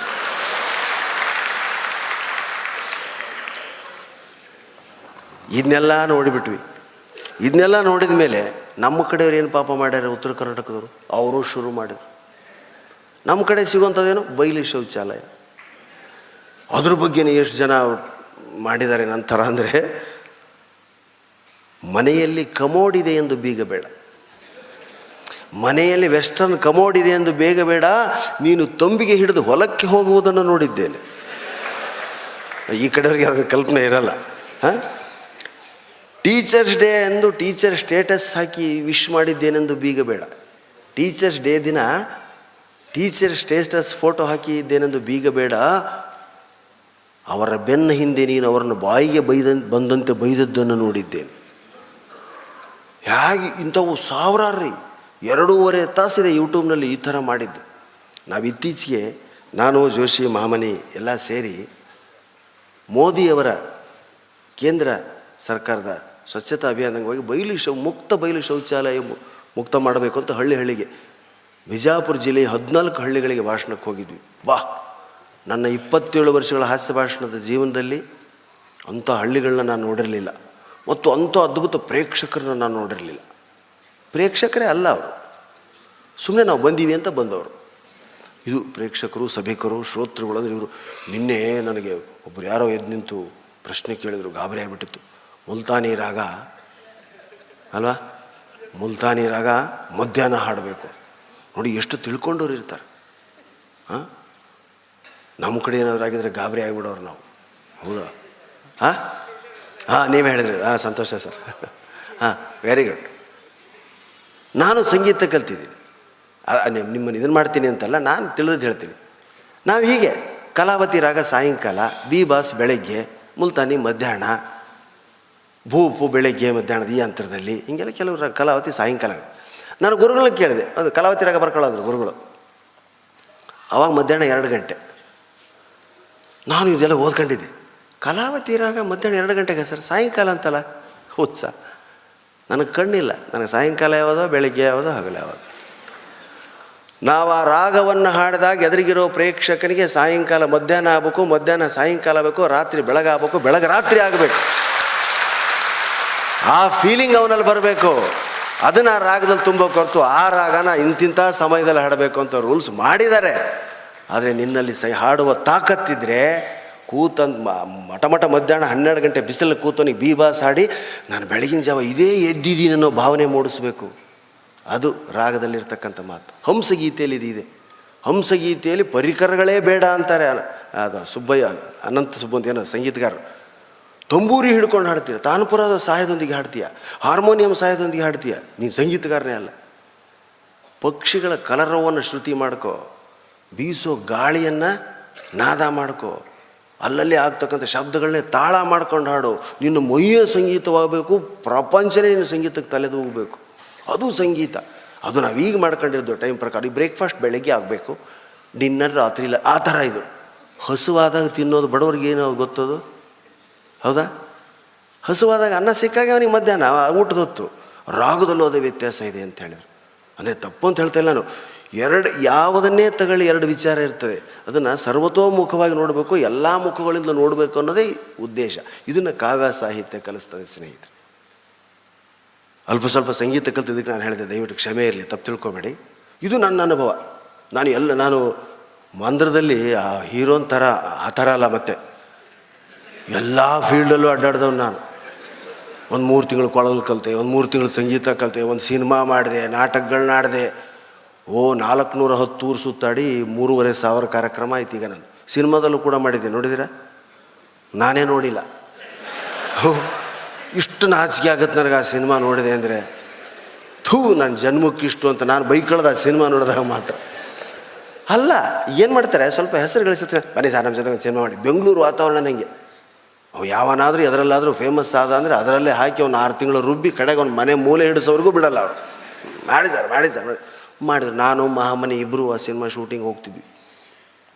ಮಹಾಮನಿ ನನಗಿಂತ ಸ್ಮಾರ್ಟ್ ಇದ್ದಾರೆ, ಅವರು ಜೂನಿಯರ್ ಅನಿಲ್ ಕಪೂರ್ ಅಂತ ಕರಿತೀವಿ. ಒಂದೊಂದು ಸಾರಿ ಅವರೇ ಕರ್ಕತ್ತಾರೆ, ಆ ಮಾತು ಬೇರೆ. ನನ್ನಂಥವನಿಗೆ ಪಾತ್ರ ಸಿಕ್ತು, ಮಹಾಮನಿಗೆ ಯಾವ ರೋಲ್ ಇಲ್ಲ. ಇವನಲ್ಲಿ ರಮ್ಯಾ, ಸುದೀಪು, ಮಂಡ್ಯ ರಮೇಶು, ಅನುಪ್ರಭಾಕರು ಇವರೆಲ್ಲ ನೋಡಿ, ಏನು ಸರ್ ನನಗೆ ಅವಕಾಶ ಇಲ್ವ ಅಂದ ಪಾಪ. ನನ್ನ ಫಾಲೋವರ್ ಅಲ್ಲ, ಪ್ರೊಡ್ಯೂಸರ್ ನಮ್ಮ ಹುಬ್ಬಳ್ಳಿಯವರೇ. ಸರ್ ನೋಡಿ ಸರ್ ಅನಿಲ್ ಕಪೂರ್ ಥರ ಇದ್ದಾರೆ, ಒಂದು ರೋಲ್ ಕೊಡಿ ಸರ್. ಚೆನ್ನಾಗಿದೆ, ವೆರಿ ಗುಡ್. ಒಂದು 80,000 ಬೆಲೆ ಬಾಳೋ ರೇಮಂಡ್ ಸೂಟ್ ಬಂತು ಅವನಿಗೆ. ಹೊಟ್ಟೆ ಉರಿದೋಯ್ತು ನನಗೆ. 19 ದಿವಸ ಕಾಲ್ ಶೀಟ್ ಕೊಟ್ಟವನು ನಾನು. ನನಗೆ ಬರೀ ಒಂದು ಪ್ಯಾಂಟು, ಒಂದು ಶರ್ಟು. ಸಿನಿಮಾ ಮಾತ್ರ ಮಾಡಬೇಡಿ. ಯಾರಿಗಾದರೂ ಕನಸುಗಳಿದ್ದರೆ ಸಿನಿಮಾ ಅದರಲ್ಲೇ ಹುಟ್ಟಿದ್ರಿ, ಆ ಮಂತಂದಲ್ಲೇ ಹುಟ್ಟಿದ್ರಿ, ಅವ್ರ ಮಕ್ಕಳು ಮೊಮ್ಮಕ್ಕಳಾಗಿದ್ದರೆ ಅನಿವಾರ್ಯ ಅದೇ ಫೀಲ್ಡ್ ಮಾಡಿ. ಹಿಟ್ಟಿನ ಗಿರಣಿ ಹಾಕಿದವನು ಅವ್ರ ಮಗನ ಹಿಟ್ಟಿನ ಗಿರಣಿನೇ ಮಾಡ್ಕೊಂಡು ಹೋಗ್ತಾನೆ, ವಯಸ್ಸಾದವ್ರ ಮಗ, ಹಂಗೆ ಇದ್ದರೆ ಮಾಡಿ. ಆದರೆ ಬೇರೆ ಎಲ್ಲ ಗೊತ್ತಿರೋರು ಸಿನಿಮಾ ಮಾಡಬಾರ್ದು. ಮಾಮ ಏನು ಬೇಜಾರು ರೀ. ಮುಖದಲ್ಲಿ ಭಾವನೆ ಬಂದರೆ ಕೈಗಳು ಕೆಲಸ ಮಾಡಲ್ಲ, ದೇಹ ಅನುಸರಿಸಿದರೆ ಭಾವನೆಗಳಿಲ್ಲ. ನನ್ನ ಮುಖದಲ್ಲಿ ಜೀವಂತಿಕೆಯೇ ಇಲ್ಲ, ಕಣ್ಣಲ್ಲಿ. ಆ ಸಿನಿಮಾ ನೋಡಿ, ಮುಸ್ಸಂಜೆ ಮಾತು, ಏನೂ ಇಲ್ಲ ಸರ್. ನೋಡಿ ಗಂಟೆಗಟ್ಟಲೆ ಮಾತಾಡ್ತೀನಿ ನಿಂತು. 3,500 ಕಾರ್ಯಕ್ರಮ ಆಯಿತು. ಬಂತು ಹೊಸ್ಲ ದಾಟಿ ಒಳಗೆ ಬಂತು. ಏನು ದೊಡ್ಡ ವಾಕ್ಯ ರೀ ಇದು. ಇದನ್ನು 3.5 ದಿವಸ ಹೇಳಿಸಿದ್ದಾರೆ. 3.5 ದಿವಸ. ಬಂತು ಹೊಸ್ಲ ದಾಟಿ ಒಳಗೆ ಬಂತು. ಅಯ್ಯೋ ಚಿನ್ ಡೌನ್ ಸರ್, ಚಿನ್ ಡೌನ್. ಬಂತು ಅಯ್ಯೋ head up sir, hand up sir. ಕೈ ಹಿಡಿ, ಕೆಳಗಿಡಿ, ಇವು 3 ಸಮತೋಲದಲ್ಲಿ ಬಂದಾಗ ಹುಡುಗಿನೇ ಇಲ್ಲ ಅಲ್ಲಿ. ಇಷ್ಟೆಲ್ಲ ಆಯಿತು ಸರ್. ನಿಮಗೆ ಹುಡುಗಿ ಬರೋ ಉತ್ಸಾಹ ಇರಬೇಕು ಕಣ್ಣಲ್ಲಿ. ಬಂತು ಹೊಸ್ಲ ದಾಟಿ ಒಳಗೆ ಬಂತು ಅಂದಾಗ ನಿಮ್ಮ ಮುಖದಲ್ಲಿ ರೊಮ್ಯಾಂಟಿಕ್ ಫೀಲಿಂಗ್ ಇರಬೇಕು ಸರ್. ಹೇಗೆ ಬರೋಕ್ಕೆ ಸಾಧ್ಯ? ಹುಡುಗಿ ಅಲ್ಲಿ ಇಲ್ಲವೇ ಇಲ್ಲ. ಅವಳು ಯಾವತ್ತೂ ಫ್ರೀ ಇದ್ದಾಗ ಅಲ್ಲಿ ಬರ್ತಾಳ್ರಿ. ಅವಳು ಶಾಟೇ ಬೇರೆ. ಅವಳು ಇಲ್ದೇನೇನೆ ಆ ಸ್ಮಶಾನನೋ ಗೋಡೆನೋ ನೋಡ್ತಾ ಹುಡುಗಿ ಬಂತು ಅನ್ನೋದು ಹೇಗೆ ಸಾಧ್ಯ ಇದು? ಎಲ್ಲರೂ ಒಂದೇ ಸಾರಿ ಬರೋಕ್ಕಾಗಲ್ಲ ಸರ್, ಅದು ಸಿನಿಮಾ ಶೂಟಿಂಗ್. ಅವ್ರವ್ರು ಬಂದಾಗ ಅವ್ರು ಮುಗಿಸ್ಕೊಂಡು ಕಳಿಸ್ತೀವಿ. ಕೈ ಬಿಟ್ಬಿಟ್ರೆ ನಾನು ಮಹಾಮನಿಯವ್ರು ಇದನ್ನೆಲ್ಲ ನೋಡಿದ್ರು ನಾನು ಮಾಡ್ತೀನಿ ಅಂತ. 80,000 ಸೂಟ್ ಬಂತು ಅವ್ರಿಗೆ. ಹಾಕಿದ್ರು. ಏನು ಖುಷಿ ಮಹಾಮನಿಗೆ. 80,000 ಸೂಟು. ಕನ್ನಡಿ ನೋಡ್ಕೊಂಡಿದ್ದೆ, ಟೀ ಕುಡಿದಿದ್ದೆ, ಊಟ ಮಾಡಿದ್ದೆ. ಬಂತು ಪ್ಯಾಕಪ್ ಆಗೋ ಟೈಮ್ ಬಂತು, ಒಂದು ಶಾಟ್ ಇಲ್ಲ. ಏನು ಸರ್? ಇಲ್ಲ, ಇವತ್ತು ರಮ್ಯಾ ಅವ್ರ ಡೇಟ್ ಇತ್ತು, ನಿಮ್ಮ ನಾಳೆಗೆ. ಮತ್ತೆ ಸೂಟ್ ಬಿಚ್ಚಿ ಕೊಟ್ಟು ಮರುದಿವಸ ಮತ್ತೆ ಸೂಟ್ ಹಾಕಿದ, ಮತ್ತೆ ಬಾಚ್ಕೊಂಡ, ತಿಂಡಿ ತಿಂದ, ಊಟ ಮಾಡಿದ. ಅವತ್ತು ಒಂದು ಶಾಟ್ ಇಲ್ಲ. ಏನು ಸರ್? ನಾಡದ್ದು ನಿಮ್ಮದು ಸುದೀಪ್ ಅವ್ರ ಶಾಟ್ ಇದೆ ಇವತ್ತು ಪ್ರಾಣೇಶ್ ಅವ್ರದ್ದು ಸ್ಫೂರ್ತಿದು ಶಾಟ್ ಇದೆ. 1 ವಾರ ಸರ್ ಹಿಂಗೆ ಸೂಟ್ ಹಾಕ್ಕೊಳ್ಳೋದು, ಸಾಯಂಕಾಲದವರೆಗೂ ತಿರುಗಾಡೋದು. ಮನೆಗೆ ಹೋಗ ಅಳೋದೊಂದು ಬಾಕಿ. ಅವರು ತಲೆ ಕೆಟ್ಟೋಯ್ತು ನಮ್ಗೆ. ಹೋಗಿ ಪ್ರೊಡ್ಯೂಸರ್ ಮುಂದೆ ನಿಂತ್ಕೊಂಡು ಏನು ರೀ ಒಂದು ವಾರ ಆಯಿತು, ಉತ್ತರ ಕನ್ನಡ ಕಲಾವಿದರು ಅಂದ್ರೆ ಅಷ್ಟು ಚೀಪ್ ಅನ್ಕೊಂಡಿದ್ದೀರಿ ನೀವು, ಯಾಕೆ ಹಿಂಗೆ ಮಾಡ್ತಾರೆ ಸರ್? ಅಸಲಿಗೆ ಆ ಸೂಟ್ ಮೇಲೆ ಅವ್ರಿಗೆ ಶಾಟೇ ಇಲ್ಲ. ಸೂಟ್ ಮೇಲೆ ಶಾಟೇನೇ ಇಲ್ಲ. ಏನು ಸರ್ ಇದು, ಯಾಕೆ ಹೀಗೆ? ಸರ್ ಅದು ಕಾಸ್ಟ್ಲಿ ಸೂಟು, ಕೆಳಗಿಟ್ರೆ ಇಸ್ತ್ರಿ ಕೆಡುತ್ತೆ ಅಂತ ಅವ್ರಿಗೆ ಹಾಕಿದ್ದೀವಿ ನಾವು. ಅವರು ತೀರಾ ತೆಳ್ಳಗಿದ್ರು ಪಾಪ. ಈಗ ಸ್ವಲ್ಪ ಮೈಕ ಹಿಂಗೆ ನಿಂತುಬಿಟ್ರೆ ಸೇಮ್ ಹ್ಯಾಂಗರ್ ಥರನೇ ಕಾಣೋರು. ಹಾಂ, ಕಾಸ್ಟ್ಲಿ ಸೂಟು ಕೆಳಗಿಟ್ಟು ಇಸ್ತ್ರಿ ಕೆಡುತ್ತೆ ಅಂತ ಹ್ಯಾಂಗರ್ ಥರ ಬಳಸ್ಕೊಂಡವ್ರು ಅವ್ರು. ನಾವು ಅದಕ್ಕೆ ಸಿನಿಮಾ ರಂಗದಲ್ಲಿ ನಿಮ್ಮನ್ನು ಹೇಗೆ ಬಳಸ್ಕೊತಾರೋ ಗೊತ್ತಿಲ್ಲ. ಪೂರ್ವ ಜನ್ಮ ಪರಂಪರಾಗತ ಇದ್ದರೆ ಮಾತ್ರ ನೀವು ಹೀರೋಗಳಾಗ್ತೀರಿ ಅವತ್ತೇ ಅಂದ್ಕೊಂಡು ನಾವು ಮತ್ತೆ ನಮ್ಮ ಹಾಸ್ಯಕ್ಕೆ ಬಂದ್ವಿ. ಇದು ನಮಗೆ ಅನ್ನ ಕೊಡ್ತು. ಕೇಂದ್ರ ಸರ್ಕಾರದ ಮೋದಿಯವರ ಯೋಜನೆಯಲ್ಲಿ 14 ಹಳ್ಳಿಗಳಿಗೆ ಹೋದ್ವಿ. ಆ ಜನರಿಗೆ ಬಯಲು ಶೌಚ ಮಾಡಬೇಡಿ ಅಂತ ಹೇಳೋದು ಎಷ್ಟು ಕಷ್ಟದ ಕೆಲಸ ಗೊತ್ತಾ? ಮೈಸೂರಂಥ ಊರಲ್ಲಿ ನಿಮಗೆ ಕಲ್ಪನೆನೇ ಇಲ್ಲ. ಅಟ್ಯಾಚ್ಡ್ ಬಾತ್ರೂಮ್ ಇರುತ್ತೆ, ಬಂದಾಗ ಹೋಗಿಬಿಡ್ತೀರ. ಅಲ್ಲಿ ಬಂದಾಗ ಹೋಗೋ ಹಾಗಿಲ್ಲ, ಕತ್ಲಾಗೋವರೆಗೂ ಕಾಯಬೇಕು. ಬರೀ ಕಿಡ್ನಿ ಲಿವರ್ಗಳು ಆಲ್ಕೋಹಾಲ್ ಸೇವಿಸೋರಿಗೆ ಮಾತ್ರ ಬರ್ತದೆ ಅಂತ ತಪ್ಪು ತಿಳಿಬೇಡಿ. ಮಲಮೂತ್ರಗಳನ್ನು ಬಂಧಿಸೋರಿಗೂ ಕೂಡ ಕಿಡ್ನಿ ಲಿವರ್ಗಳು ಫೇಲ್ ಆಗ್ತವೆ. ಅದು ಬಂದಾಗಲೇ ಹೋಗಬೇಕು. ಅದಕ್ಕೆ ಸೌಕರ್ಯ ಇಲ್ಲ ಈ ದೇಶದಲ್ಲಿ. ಸ್ವಾತಂತ್ರ್ಯ ಸಿಕ್ಕಿ 70 ವರ್ಷ ಆಯಿತು, ಹೌದಾ? ಮತದಾನ ಕಾದಂಬರಿ, ಭೈರಪ್ಪರ ರಾಜಕೀಯ ರಂಗದ ಬಗ್ಗೆನೂ ಕಾದಂಬರಿ, ಮತದಾನ ಕಾದಂಬರಿ. ಅವತ್ತು ಇವತ್ತು ಹಾಗೇ ಇದೆ ಪರಿಸ್ಥಿತಿ. ಹೆಣ್ಣುಮಕ್ಳು ಎಷ್ಟು ಕಷ್ಟಪಟ್ಟು ಕತ್ಲಾಗೋವರೆಗೂ ಕಾಯ್ತಾರೆ ಶೌಚಕ್ಕೆ ಹೋಗಬೇಕು ಅಂದರೆ. ದನ, ಎಮ್ಮೆ, ಆಕಳು, ಎತ್ತು ಲಿವರ್ ಕಿಡ್ನಿ ಫೇಲಾಗಿ ಸತ್ತದ್ದು ನೋಡಿದ್ದೀರಾ? ಯಾಕೆ? ಬಂದ ತಕ್ಷಣ ಎಲ್ಲಿ ಬರುತ್ತೋ ಅಲ್ಲೇ. ಮನುಷ್ಯರಿಗೆ ಅವಕಾಶ ಇಲ್ಲ, ಅದಕ್ಕೆ ನಮಗೆ ಫೇಲ್ ಆಗ್ತವೆ. ಮಹಾಮನಿಯವರದೇ ಸ್ವಂತ ಊರು, ತಾಯಿ ತವ್ರ ಮನೆ ಹತ್ತಿಗುಡೂರು ಅಂತ ಕುಗ್ರಾಮ. ಆ ಊರಿಗೆ ಕಾರ್ಯಕ್ರಮ ಸಾಯಂಕಾಲ ಲೈಟಿಂಗ್ ಎಲ್ಲ ಆದಮೇಲೆ ಕರ್ಕೊಂಡು ಹೋಗ್ತೀವಿ ಅಂತ ನಮ್ಮನ್ನು ಯಾದಗಿರಿ ಲಾಡ್ಜಲ್ಲಿ ಇಳಿಸಿದ್ರು. ಹೊರಟ್ವಿ ಸಾಯಂಕಾಲ ಲೈಟಿಂಗ್ 7 ಗಂಟೆ ಕಾರಲ್ಲಿ ಕೂತು. ನಮ್ಮ ಸ್ವಾಗತಕ್ಕೆ ಹಳ್ಳಿ ಜನ ಅದೆಷ್ಟು ಸಾಹಿತ್ಯ ಪ್ರಿಯರು. ದಾರಿಗುಂಟ, ಇನ್ನೂ 2 ಕಿಲೋಮೀಟರ್ ಇದೆ ಊರು, ದಾರಿಗುಂಟ ನಿಂತಿದ್ದಾರೆ ರೀ ನಮ್ಮ ಸ್ವಾಗತಕ್ಕೆ. ನಾನಂದೆ, ಮಹಾಮನಿ ಯಾಕೆ ನಿಲ್ಲಿಸ್ತೇವೆ ಅವ್ರನ್ನ ಕತ್ತಲದಲ್ಲಿ? ಇವನಂದ, ಸಾರ್ ಸುಮ್ಮನೆ ಹೊರಡಿ ನೀವು ಅವ್ರು ಅದಕ್ಕೆ ನಿಂತಿಲ್ಲ, ಹೇಳಲಿಲ್ಲ ಪುಣ್ಯಾತ್ಮ. ನಾನು ಮುಂದೆ ಸೀಟ್, ನಾನು ತೀರಾ ನಮ್ಮ ತಾಯಿ ವಯಸ್ಸಿನ ಹೆಣ್ಮಗಳು ಮುಂದೆ ಕಾರ್ ನಿಲ್ಲಿಸಿ ಗ್ಲಾಸ್ ಇಳಿಸಿ, ಏನಮ್ಮ ನಾನು ಅಲ್ಲಿಗೆ ಬರ್ತಿದ್ದೆ, ಯಾಕೆ ಇಷ್ಟ ಅವಸರ? ಅಯ್ಯೋ ಲೈಟ್ ಆರಿಸಿ ಮುಂದೆ ಹೋಗಪ್ಪ ಸಾಕಾಗಿದೆ. ಏನಿದು ಅಂದೆ. ಆಗ ಮಾಮನಿ ಹೇಳ್ದ, ಇವರು ಮಲಮೂತ್ರಗಳನ್ನು ಬೆಳಗಿನಿಂದ ಬಂಧಿಸಿ ಕತ್ಲಾಗೋದನ್ನು ಕಾಯ್ತಿರ್ತಾರೆ ಸರ್, ಇಲ್ಲೊಂದು ಶೌಚಾಲಯ ಇಲ್ಲ ಅಂದ. ನಾವೇ ನಮ್ಮ ನಗೆ ಹಬ್ಬದ ಕಲಾವಿದರು ಎಲ್ಲ ಸ್ವಲ್ಪ ಹಾಕಿ ಆ ಊರಿನಲ್ಲಿ ಒಂದು ಶೌಚಾಲಯ ಕಟ್ಟಿಸುವಂಥ ನಿರ್ಧಾರವನ್ನು ತೆಗೆದುಕೊಂಡಿದ್ದೀವಿ ಸರ್. ಕಲ್ಪನೆ ಮಾಡೋಕ್ಕಾಗಲ್ಲ ಮೈಸೂರು ಬೆಂಗಳೂರು ಜನರಿಗೆ ನಿಮಗೆ ಎಷ್ಟು ಕಷ್ಟ. ಅದನ್ನೂ ಕೂಡ ಪಿಕ್ನಿಕ್ ಮಾಡೋರಿದ್ದೀವಿ ನಾವು. ಇಲ್ಲಿ ನೀವು ಬಾಯಿ ಬಿಟ್ಟು ನಾನು ರೆಸ್ಟ್ ರೂಮ್ಗೆ ಹೋಗ್ತೇನೆ, ಇನ್ನೊಂದೇನು ಬಾತ್ರೂಮ್ ಅಂತೂ ಕ್ಲಿಯರ್ ಅರ್ಥ ಆಗುತ್ತೆ, ನಾನು ರೆಸ್ಟ್ ರೂಮ್ಗೆ ಹೋಗ್ತೀನಿ ರೀ, ರೆಸ್ಟ್ ರೂಮ್ ಹೋಗ್ತೀನಿ. ಸೂಸು ನೋಡಿ, ಇದು ಏನು ಯಾವ ಶಬ್ದ ಎಲ್ಲಿ ಹುಟ್ಟೋ ಗೊತ್ತಿಲ್ಲ, ಭೈರಪ್ಪನ ಥರ ಹೇಳ್ಬೇಕು. ಸೂಸು ಯಾವ ಶಬ್ದ ಇದು? ನಾವು ಡೈರೆಕ್ಟ್ ಎದ್ದು ನಿಂತು ನಾಚಿಕೆ ಇಲ್ಲದೆ ಟಿಂಗ್ ಅಂತಿದ್ವಿ ಯಾವುದೋ ಶಾಲೆಯಲ್ಲಿ, ಟಿಂಗ್ ಟಿಂಗ್ ಟಿಂಗ್ ಅಂತ ಧೈರ್ಯವಾಗಿ. ಅದು ಸಂಕೋಚನೆ, ಅದೊಂದು ಮಾಮೂಲು ಕ್ರಿಯೆ. ಈಗ ಎಲ್ಲ ಸೈಲೆಂಟ್, ಮಾತು ಹಿಂಗೆ ಮುಖ ಮಾಡಿದರೆ ಪ್ರಾಬ್ಲಮ್ ಇದೆ, ಹೋಗೋ ಮುಖದಲ್ಲೇ. ಈಗ ಗುಂಪಾಗಿ ಹೋಗ್ತೀವಿ ರೀ ನಾವು ಟಾಯ್ಲೆಟಿಗೆ, ಗುಂಪಾಗಿ. ಬಯಲು ಶೌಚ ಅಲ್ಲ, ಕುರುಗೋಡು ಬಳ್ಳಾರಿ ಕಡೆ ಗುಡ್ಡ ಶೌಚ.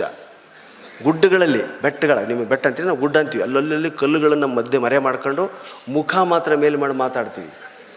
8-10 ಜನ ಮನೆ ಜನ ಎಲ್ಲ ಸಾಮೂಹಿಕ ಶೌಚಕ್ಕೆ ಹೋಗ್ತೀವಿ, ಮಾತಾಡ್ತಾ ಶೌಚ. ಹೇಗಪ್ಪ ಏನು ವಿಷಯ? ಮತ್ತು ಇಷ್ಟು ಜನರಿಗೆ ನೀರು ಹೇಗೆ ಸರ್? ಕೊಡ ತೊಗೊಂಡು ಭಾಳ ಹಿಂದೆ ಬರ್ತಾನೆ, ಅವನಲ್ಲಿ ತಂಬಿಯಲ್ಲಿ ಬಗ್ಸಿ ಅವ್ರಿಗೆ ಕೊಡ್ತಿರ್ತಾನೆ, ಅಲ್ಲಲ್ಲಿ ಪಾಸ್ ಮಾಡೋನವರು. ಊಹಿಸೋಕ್ಕೂ ಸಾಧ್ಯ ಇಲ್ಲ ನಿಮ್ಮ ಕೈಲಿ. ಇದನ್ನೆಲ್ಲ ತಪ್ಪಿಸುವಂಥ ಕಾರ್ಯವನ್ನು ನಮಗೆ ವಹಿಸಿದ್ರು. ನಾವು ಹಳ್ಳಿಗೆ ಹೋಗಿ ಅದರಿಂದ ಆಗ್ತಕ್ಕಂಥ ಅನಾಹುತಗಳನ್ನ ಹೇಳಿ ಬಂದ್ವಿ. ಇನ್ನು ಹಾಸ್ಯ ಮಾಡ್ತಾ ಕೊನೆಯದಾಗಿ ಶಬ್ದಗಳಲ್ಲಿ ಹಾಸ್ಯ, ಸಂಬಂಧಗಳು. ಭೈರಪ್ಪನವ್ರಿಗೆಲ್ಲ ಗೊತ್ತವರು. ಗಂಗಾವತಿ ಸಾಹಿತ್ಯ ಸಮ್ಮೇಳನಕ್ಕೆ ಬಂದಾಗ ಶಿವಾನಂದ ಭಾವಿಕಟ್ಟಿ ಅನ್ನೋರು ಮನೇಲಿದ್ದರು, ಅದನ್ನ ನೆನೆಸ್ಕೊಂಡ್ರು ಅವರು. ಒಂದೊಂದು ಊರಿಂದ ಒಂದೊಂದು, ಅದಕ್ಕೆ ದೇಶ ತಿರುಗು ಕೋಶ ಓದು. ಭೈರಪ್ಪನವರ ಕಾದಂಬರಿಗಳಲ್ಲಿ ಇರ್ತಕ್ಕಂಥ ಗಟ್ಟಿತನ ಅನುಭವನೇ ಕಾರಣ. ನಮ್ಮ ಮಕ್ಕಳಿಗೆ ಅನುಭವನೇ ಇಲ್ಲ. ಏನು ಬರಿಬೇಕವು?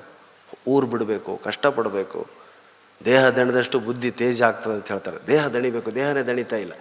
ಈಗ ನೀವು ಬೆಂಗಳೂರು ಮೈಸೂರೆಲ್ಲ ತಂದೆ ತಮ್ಮಂದರಿಗೆ ಚಿಕ್ಕಪ್ಪ ಅಂತ ಕರಿತೀರ, ಹೌದಾ? ಚಿಕ್ಕಪ್ಪ. ನಮ್ಮ ಕಡೆ ಏನಂತ ಹೇಳಿ ಚಿಕ್ಕಪ್ಪನಿಗೆ? ಕಕ್ಕ. ಕಕ್ಕ ಅಂದುಬಿಟ್ರೆ ನಿಮ್ಮ ಮುಖವೇ ಕಕ್ಕಾಬಿಕ್ಕಿ ಆಗಿಬಿಡುತ್ತೆ. ನಾವು ಸರಳವಾಗಿ ಕಕ್ಕ ಅಂತೀವಿ. ಏನು ಕಕ್ಕ, ಏನು ಕಕ್ಕ? ನಾನು ಅದಕ್ಕೆ ಹೇಳ್ತಿರ್ತೀನಿ, ಬೆಂಗಳೂರು ಮೈಸೂರಿನವ್ರು ಚಿಕ್ಕಪ್ಪ ನಮ್ಮ ಕಕ್ಕ, ನಮ್ಮ ಕಕ್ಕ ನಿಮ್ಮ ಚಿಕ್ಕಪ್ಪ ಹೇಳುವಾಗ ಫೇಸ್ ಎಕ್ಸ್ಪ್ರೆಷನ್ ಮುಖ್ಯ. ಇಲ್ಲೇ 8-10 ವರ್ಷ ಬೆಳೆದಿರ್ತದೆ. ಆ ಮಗು ನಮ್ಮ ಕಡೆ ಬಂದುಬಿಡ್ತು ವಿಜಯಪುರಕ್ಕೆ. ಅವ್ರ ತಂದೆಗೆ 6 ಜನ ತಮ್ಮಂದರು, ಎಲ್ಲರೂ ಆ ಹುಡುಗಿ ಕಕ್ಕ ಅಂದರೆ ಅವರೆಲ್ಲ ಹುಡುಗಿನ ಹೇಳ್ಕೊಳ್ಳೋದು, ನಿನಗೆ ಈ ಕಕ್ಕ ಇಷ್ಟನೋ, ಈ ಕಕ್ಕ ಇಷ್ಟನೋ, ಈ ಕಕ್ಕ ಇಷ್ಟನೋ, ಈ ಕಕ್ಕ ಇಷ್ಟನೋ. ತಲೆ ಕೆಟ್ಟೋಯ್ತು ಆ ಹುಡುಗಿಗೆ, ಮೈಸೂರು ಹುಡುಗಿಗೆ. ಕಕ್ಕ ಇಷ್ಟ ಅಂತ ಕೇಳೋರು ಇದಾರ ಈ ಭೂಮಿ ಮೇಲೆ? ಪಿಜ್ಜಾ ಇಷ್ಟನೋ ಬರ್ಗರ್ ಇಷ್ಟನೋ ಅಂತ ಕೇಳೋರು ನೋಡಿದ್ದೆ ನಾನು. ತಂದೆ ಮುಂದೆ ಅಪ್ಪ ಡ್ಯಾಡಿ ಏನು ಡ್ಯಾಡಿ ಎಲ್ಲ ಕಕ್ಕ ಇಷ್ಟ ಅಂತ ಕೇಳಿ, ಅಯ್ಯೋ ಹೇಳಬೇಕಮ್ಮ ಯಾವುದಾದ್ರೂ ಒಂದು ಅಂತ ಅವ್ರ ಅಪ್ಪರಿಗೆ ಅವನೋ ಅಂತವನೇ. ತಲೆ ಕೆಟ್ಟೋಯ್ತು ಆ ಹುಡುಗಿಗೆ. 1 ವಾರ ಹೇಗೋ ತಪ್ಪಿಸ್ಕೊಂಡು ಅಡ್ಡಾಡಿದ್ಲು. ಇನ್ನೇನು ರಾತ್ರಿ ಹೊರಡಬೇಕು, ಮೈಸೂರು ಬಸ್ ಬುಕ್ ಆಗಿದೆ. ಅವತ್ತು ಬಿಡಲೇ ಇಲ್ಲ. ಎಲ್ಲ ಕಕ್ಕ ಬರಾಗಲಿ, ಇವತ್ತು ನೀನು ಹೇಳಲೇಬೇಕು ಕಣೆ, ನಿನಗೆ ಯಾವ ಕಕ್ಕ ಇಷ್ಟ ಅಂತ ಹೇಳಬೇಕು. ನಾವು 5 ಜನ ಇದ್ದೀವಿ ನಿಮ್ಮ ಅಪ್ಪನಿಗೆ, ನೀವು ಮೈಸೂರು ಬೆಂಗಳೂರಿಗೆ ಭಾವನೆಗಳೇ ಇರಲ್ಲ. ಹೇಳೋ ಯಾವ ಕಕ್ಕ ಇಷ್ಟ? ಪಾಪ ತತ್ರ ಬಿತ್ರ ಆಗ್ಬಿಡ್ತಾ ಹುಡುಗಿ. ಹೇಳೋ ಈ ಕಕ್ಕ ಇಷ್ಟ, ಈ ಕಕ್ಕ ಇಷ್ಟ? ನನಗೆ ನನ್ನ ಕಕ್ಕನೇ ಇಷ್ಟ ಅಂದ್ಬಿಡ್ತಾ. ಅದಕ್ಕೆ ಮಕ್ಕಳಿಗೆ ಶಬ್ದಗಳನ್ನು ಕಲಿಸ್ಬೇಕಾದಾಗ ಈ ಥರದ ಮೂಲಕ, ಹಾಸ್ಯದ ಮೂಲಕ ಕಲಿಸೋದು ನನ್ನ ಗುರಿಯಾಗಿದೆ ಸ್ನೇಹಿತರೆ. ಇವತ್ತು ನಾನು ಕನ್ನಡ ಭಾಷೆಯನ್ನು ಬೆಳೆಸಿ ಅಂತ ಹೇಳ್ತೀನಿ. ಕನ್ನಡ ಭಾಷೆಯಲ್ಲಿ ಮಾತಾಡಿದ್ರೆ ನಿಮಗೆ ಸ್ವಾತಂತ್ರ್ಯ, ನೀವು ಸ್ವಂತ ಶಬ್ದಗಳನ್ನ ಸೃಷ್ಟಿ ಮಾಡ್ತೀರಾ. ಹೌದಾ? ಈಗ ಸತ್ತ ಅನ್ನಕ್ಕೆ ಇಂಗ್ಲೀಷ್ ಬಳಸಿದ್ರೆ 4 ಬಳಸ್ಬೇಕು ನೀವು. Died, expired, no more, passed away ಮತ್ತು ಡೆಡ್. ಅಷ್ಟೇ, ಇವೇ 5. Died, dead, no more, passed away, expired, demise, ಈ ಥರ. ಅದೇ ಕನ್ನಡದಲ್ಲಿ ಹೇಳ್ತಾ ಹೋಗಿ ನೀವು. ಸತ್ತ, ಗೊಟಕ್ಕಂದ, ನೆಗೆದು ಬಿದ್ದ, ಡೆಮ್ಮಂದ, ಔಟಾದ, ತೀರ್ಕಂಡ, ಮತ್ತು ನೀವೊಂದು ಹೇಳಿ, ಹೊಗೆ ಹಾಕಿಸ್ಕಂಡ, ಬಿಳಿ ಬಟ್ಟೆ ಹೊತ್ಸ್ಕಂಡ, ನಿಗರ್ಕಂಡ. ಬೇಡಿ ನೋಡಿ, ಅವರೇ ಹುಟ್ಟಿಸಿದ ಶಬ್ದ. ಶೋಕೇಸ್ ಹತ್ತದಂತ ನೋಡಿ. ಬಿದಿರು ವಾಹನ ಏರ್ದ, ಹಾರ ಹಾಕಿಸ್ಕಂಡ. ಇವೆಲ್ಲ ಎಲ್ಲಿ ಯಾವ ಡಿಕ್ಷನರಿಲಿ ಇಲ್ಲ. ನಿಮಗೆ ಆ ವ್ಯಕ್ತಿಯ ಬಗ್ಗೆ ಇರೋ ಗೌರವದ ಮೇಲೆ ಶಬ್ದ ಬಳಸ್ತೀರ ನೀವು. ಹೌದಾ? ಮಾತೃಭಾಷೆ ಕೊಡೋ ಸ್ವಾತಂತ್ರ್ಯ ಇದು. ಈಗ ಚರಂಡಿಲಿ ಬಿದ್ದ, ಈಗ ಸ್ವಾಮಿಗಳು ತೀರ್ಕೊಂಡ್ರಪ್ಪ. ಸ್ವಾಮಿಗಳು ಶಿವಾಧೀನರಾದರು, ಪರಂಧಾಮವನ್ನು ಇದ್ದಿದ್ದರು, ಕೈಲಾಸವಾಸಿಗಳಾದರು, ಸ್ವರ್ಗಸ್ಥರಾದರು ಸ್ವಾಮಿಗಳಿಗೆ. ಅದೇ ಯಾವನೋ ಕುಡಿದು ಚರಂಡಿಲಿ ಬಿದ್ಸತ್ತ ಅಂದರೆ ಸೆಟದ ಬಡ್ಡಿ ಮಗ. ಅದೇ ಸ್ವಾಮಿಗಳು ಸೆಟದು ಹೋದರು ಅನ್ನಲ್ಲ. ಅವ್ರಿಗೆ ಶಬ್ದ, ಯಾಕಂದ್ರೆ ಸ್ಥಾನಕ್ಕೆ ಗೌರವ, ಅವ್ರಿಗೆ ಗೌರವ. ಅಂದರೆ ಮಾತೃಭಾಷೆ ನಿಮಗೆ ಯಾವ ವ್ಯಕ್ತಿಗೆ ಯಾವ ಸಂಬೋಧನೆಯನ್ನು ಮಾಡಬೇಕು ಅನ್ನೋದು ಕಲಿಸ್ತದೆ. ಇಂಗ್ಲೀಷ್ ಮೀಡಿಯಂ ಮಕ್ಕಳಿಗೆ ಇದು ಗೊತ್ತಿಲ್ಲ. ಎಲ್ರಿಗೂ ಒಂದೇ ಅಂಕಲ್, ಆಂಟಿ, ಬಾಯ್, ಹಾಯ್. ಇಲ್ಲಿ ಹಿರಿಯರಿಗೆ ಭೈರಪ್ಪರಿಗೆ 8 ಜನ ಕಾಲು ಮುಟ್ಟಿ ನಮಸ್ಕಾರ ಮಾಡೋದು. ಈಗ ಆ ಸಂಸ್ಕೃತಿನೇ ಇಲ್ಲ. ನಾನು ಅಬ್ಸರ್ವ್ ಮಾಡಿದೆ, ಅವ್ರ ತಂದೆ ತಾಯಿಗಳೇ ಮಾಡಿದ್ರಾಗಲಿ ಮಕ್ಕಳು ಮಾಡಲಿಲ್ಲ. ತಂದೆ ತಾಯಿಗಳಿಗೆ ಇನ್ನೂ ಆ ಸಂಸ್ಕಾರ, ಅದನ್ನು ಮಕ್ಕಳಿಗೆ ಕಲಿಸ್ಬೇಕು. ಬಾಗೋದ್ರಿಂದ ಬ್ಯಾಕ್ ಪೇನ್ ಬರಲ್ಲ. ಅದಕ್ಕೆ ಸಾಷ್ಟಾಂಗ ನಮಸ್ಕಾರ, 8 ಅಂಗಗಳ ನಮಸ್ಕಾರ ಅಂತಿರೋದೇ ಅದಕ್ಕೆ. ಮಕ್ಕಳಿಗೆ ಬೇರೆ ಪಕ್ಷಿ ಪ್ರಾಣಿಗಳ ಹೆಸರು ಗೊತ್ತಿಲ್ಲ. ಕಾಗೆ, ಗುಬ್ಬೆ ಬಿಟ್ಟರೆ ಬೇರೆ ಪಕ್ಷಿ ನೋಡಿಲ್ಲ. ಪ್ಯಾರೆಟ್ ಇಷ್ಟ, ಕಾಗೆ, ಗುಬ್ಬಿ. ಹೌದಾ? ಕಾಗೆ, ಗುಬ್ಬಿ, ಕಾಗೆ, ಗುಬ್ಬಿ, ಕಾಗೆ. ಕಾಗೆನೇ ಹಾಕಿದ್ರೆ ಹೇಳಿ, ನನ್ನ ಮಾತನ್ನು ಮುಗಿಸ್ತೇನೆ. ಕರೆಕ್ಟ್ ನನ್ನ ಟೈಮ್ ಆಯಿತು. ಕಾಗೆಗೆ ಯಾಕೆ ಪ್ರಾಮುಖ್ಯತೆ? ಕಾಗೆ ಪಿಂಡ ಅಂತಲೇ ಯಾಕಿದೆ. ನಾನೆಲ್ಲೋ ಓದಿದ್ದು, ನಿಮಗೆಲ್ಲ ಗೊತ್ತಿರ್ತದೆ. ಕಾಗೆ ನಿರ್ಮೋಹಿ, ಮೋಹಗಳಿಲ್ಲ. ಕಾಗೆನ ಯಾರೂ ಬಂಧಿಸಲ್ಲ, ಪಂಜರದಲ್ಲಿ ಇಡಲ್ಲ, ಅದನ್ನು ಸಾಕಲ್ಲ. ಅದು ಇಷ್ಟ ಬಂದಲ್ಲಿ ಹಾರಾಡ್ತದೆ, ಇಷ್ಟ ಬಂದು ತಿಂತು. ಹೊಲಸೇ ತಿನ್ನಲಿ, ಅದಕ್ಕೆ ಇಷ್ಟ ಅನ್ನೋದಿದೆ. ಸ್ವತಂತ್ರವಾಗಿರಬೇಕು ಅಂತ ಏನೇ ತಿನ್ನಲಿ ಪರವಾಗಿಲ್ಲ. ನಮ್ಮ ಮನೆ ನೀರು ಕೂಡ ನಾವು ಇರಬೇಕಪ್ಪ ಅಂತಿರ್ತಾರಲ್ಲ, ಅದು ಕಾಗೆಗೆ ಅನ್ವಯಿಸ್ತದೆ. ನಿರ್ಮೋಹಿ ಅದು ಮುಟ್ಟಿದಾಗ ಮಾತ್ರ ನಿಮ್ಮ ಪ್ರೇತಕ್ಕೆ ಮುಕ್ತಿ. ಅದಕ್ಕೆ ಕಾಗೆ ಪಿಂಡ, ಕಾಗೆನೇ ಮುಟ್ಟಬೇಕು. ಹಾಗೇನಾದರೂ ಅವ್ರವ್ರ ಅಂತಸ್ತು ಶ್ರೀಮಂತಿಕೆಗೆ ತಕ್ಕಂತೆ ಪಿಂಡನ ಬೇರೆ ಬೇರೆ ಕಡೆ ಮುಟ್ಸೋ ಹಾಗಿದ್ದಿದ್ರೆ ಶ್ರೀಮಂತರಲ್ಲ. ನಮ್ಮ ತಂದೆದು ಪಿಕಾಕ್ ಪಿಂಡ ಆಯಿತು, ಪ್ಯಾರಟ್ ಪಿಂಡ ಮಾಡಿದ್ವಿ ನಾವು, ಗಿಳಿ ನವಿಲುಗಳಿಂದೆಲ್ಲ ಮಾಡಿಸೋರು. ಹೌದಾ? ಎಲಿಫೆಂಟ್ ಪಿಂಡ ಮಾಡಿದ್ವಮ್ಮ ನಮ್ಮ ಫಾದರ್ದು. ಟೈಗರ್ ಪಿಂಡ ಕೆಲವರಂತೂ. ಹೀಗೆಲ್ಲ ಮಾಡೋರು. ಯಾಕೆ? ಆ ಕಾಗೆ ಗುಬ್ಬೆಗಳಿಗೂ ಒಂದು ಪ್ರಾಧಾನ್ಯತೆಯನ್ನು ಕೊಡಬೇಕು. ಯಾಕೆ ಅವನು ಮಾಡಿದ್ರು ಹಿರಿಯರು ಅನ್ನೋ ಎಲ್ಲ ವಿಷಯಗಳನ್ನು ದಯವಿಟ್ಟು ನಿಮ್ಮ ಮಕ್ಕಳಿಗೆ ತಿಳಿಸಿ. ರ್ಯಾಂಕ್ ತೆಗೆದುಕೊಳ್ಳುವ ಯಂತ್ರಗಳನ್ನು ಮಾತ್ರ ಮಾಡಬೇಡಿ ಮಕ್ಕಳನ್ನ. ಬರೀ ರ್ಯಾಂಕ್ ತೆಗೆದುಕೊಳ್ಳೋ ಯಂತ್ರಗಳು, ಏನು ಹೊರಗಿನ ಪ್ರಪಂಚ ಇಲ್ಲ. ಸಾಹಿತ್ಯ ಓದಬಾರ್ದು, ಅದು ಫ್ರೀ ಆಗಿರೋರ ಕೆಲಸ. ಗೌರ್ಮೆಂಟ್ ಜಾಬ್ ಸಿಗದೇ ಇರೋರ ಕೆಲಸ ಅಂತ ಮಾತ್ರ ಅಂದ್ಕೋಬೇಡಿ. ನಾವ್ಯಾರೂ ಗೌರ್ಮೆಂಟ್ ಜಾಬ್ ಇರೋರಲ್ಲ. ಸಾಹಿತ್ಯವನ್ನು ಓದಿಯೇ ಇವತ್ತು ಮೈಸೂರಿನಲ್ಲಿ ಭೈರಪ್ಪನವರಂಥ ಮಹಾನ್ ಸಾಧಕರ ಎದುರಿಗೆ ಮಾತಾಡುವಂಥ ಯೋಗ್ಯತೆ ನನಗೇನಾದರೂ ಬಂದಿದ್ದರೆ ಅದು ಈ ಪ್ರಾಣೇಶ್ವರ ಯೋಗ್ಯತೆ ಅಲ್ಲ, ಅದು ನಾನು ಓದಿರ್ತಕ್ಕಂಥ ಕನ್ನಡ ಸಾಹಿತ್ಯ ನಂಗೆ ತಂದು ಕೊಟ್ಟಂಥ ಯೋಗ್ಯತೆ ಅಂತ ಮಾತಾಡ್ತಾ ನನ್ನ ಮಾತಿಗೆ ಮಂಗಳ ಹಾಡ್ತೇನೆ. ಅವಕಾಶಕ್ಕಾಗಿ ಭೈರಪ್ಪ ಸಾಹಿತ್ಯೋತ್ಸವ ಸಮಿತಿಯ ಎಲ್ಲ ಸ್ನೇಹಿತರಿಗೆ ನಾನು ಋಣಿಯಾಗಿದ್ದೇನೆ. ನನ್ನ ಜೀವನದಲ್ಲಿ ಇದು ಮರೆಯಲಾರ್ದೇನೆ ಅಂತ ಭಾವಿಸ್ತಾ ನನ್ನ ಮಾತಿಗೆ ಮಂಗಳ ಹಾಡ್ತೇನೆ. ಜೈ ಹಿಂದ್, ಜೈ ಕನ್ನಡ.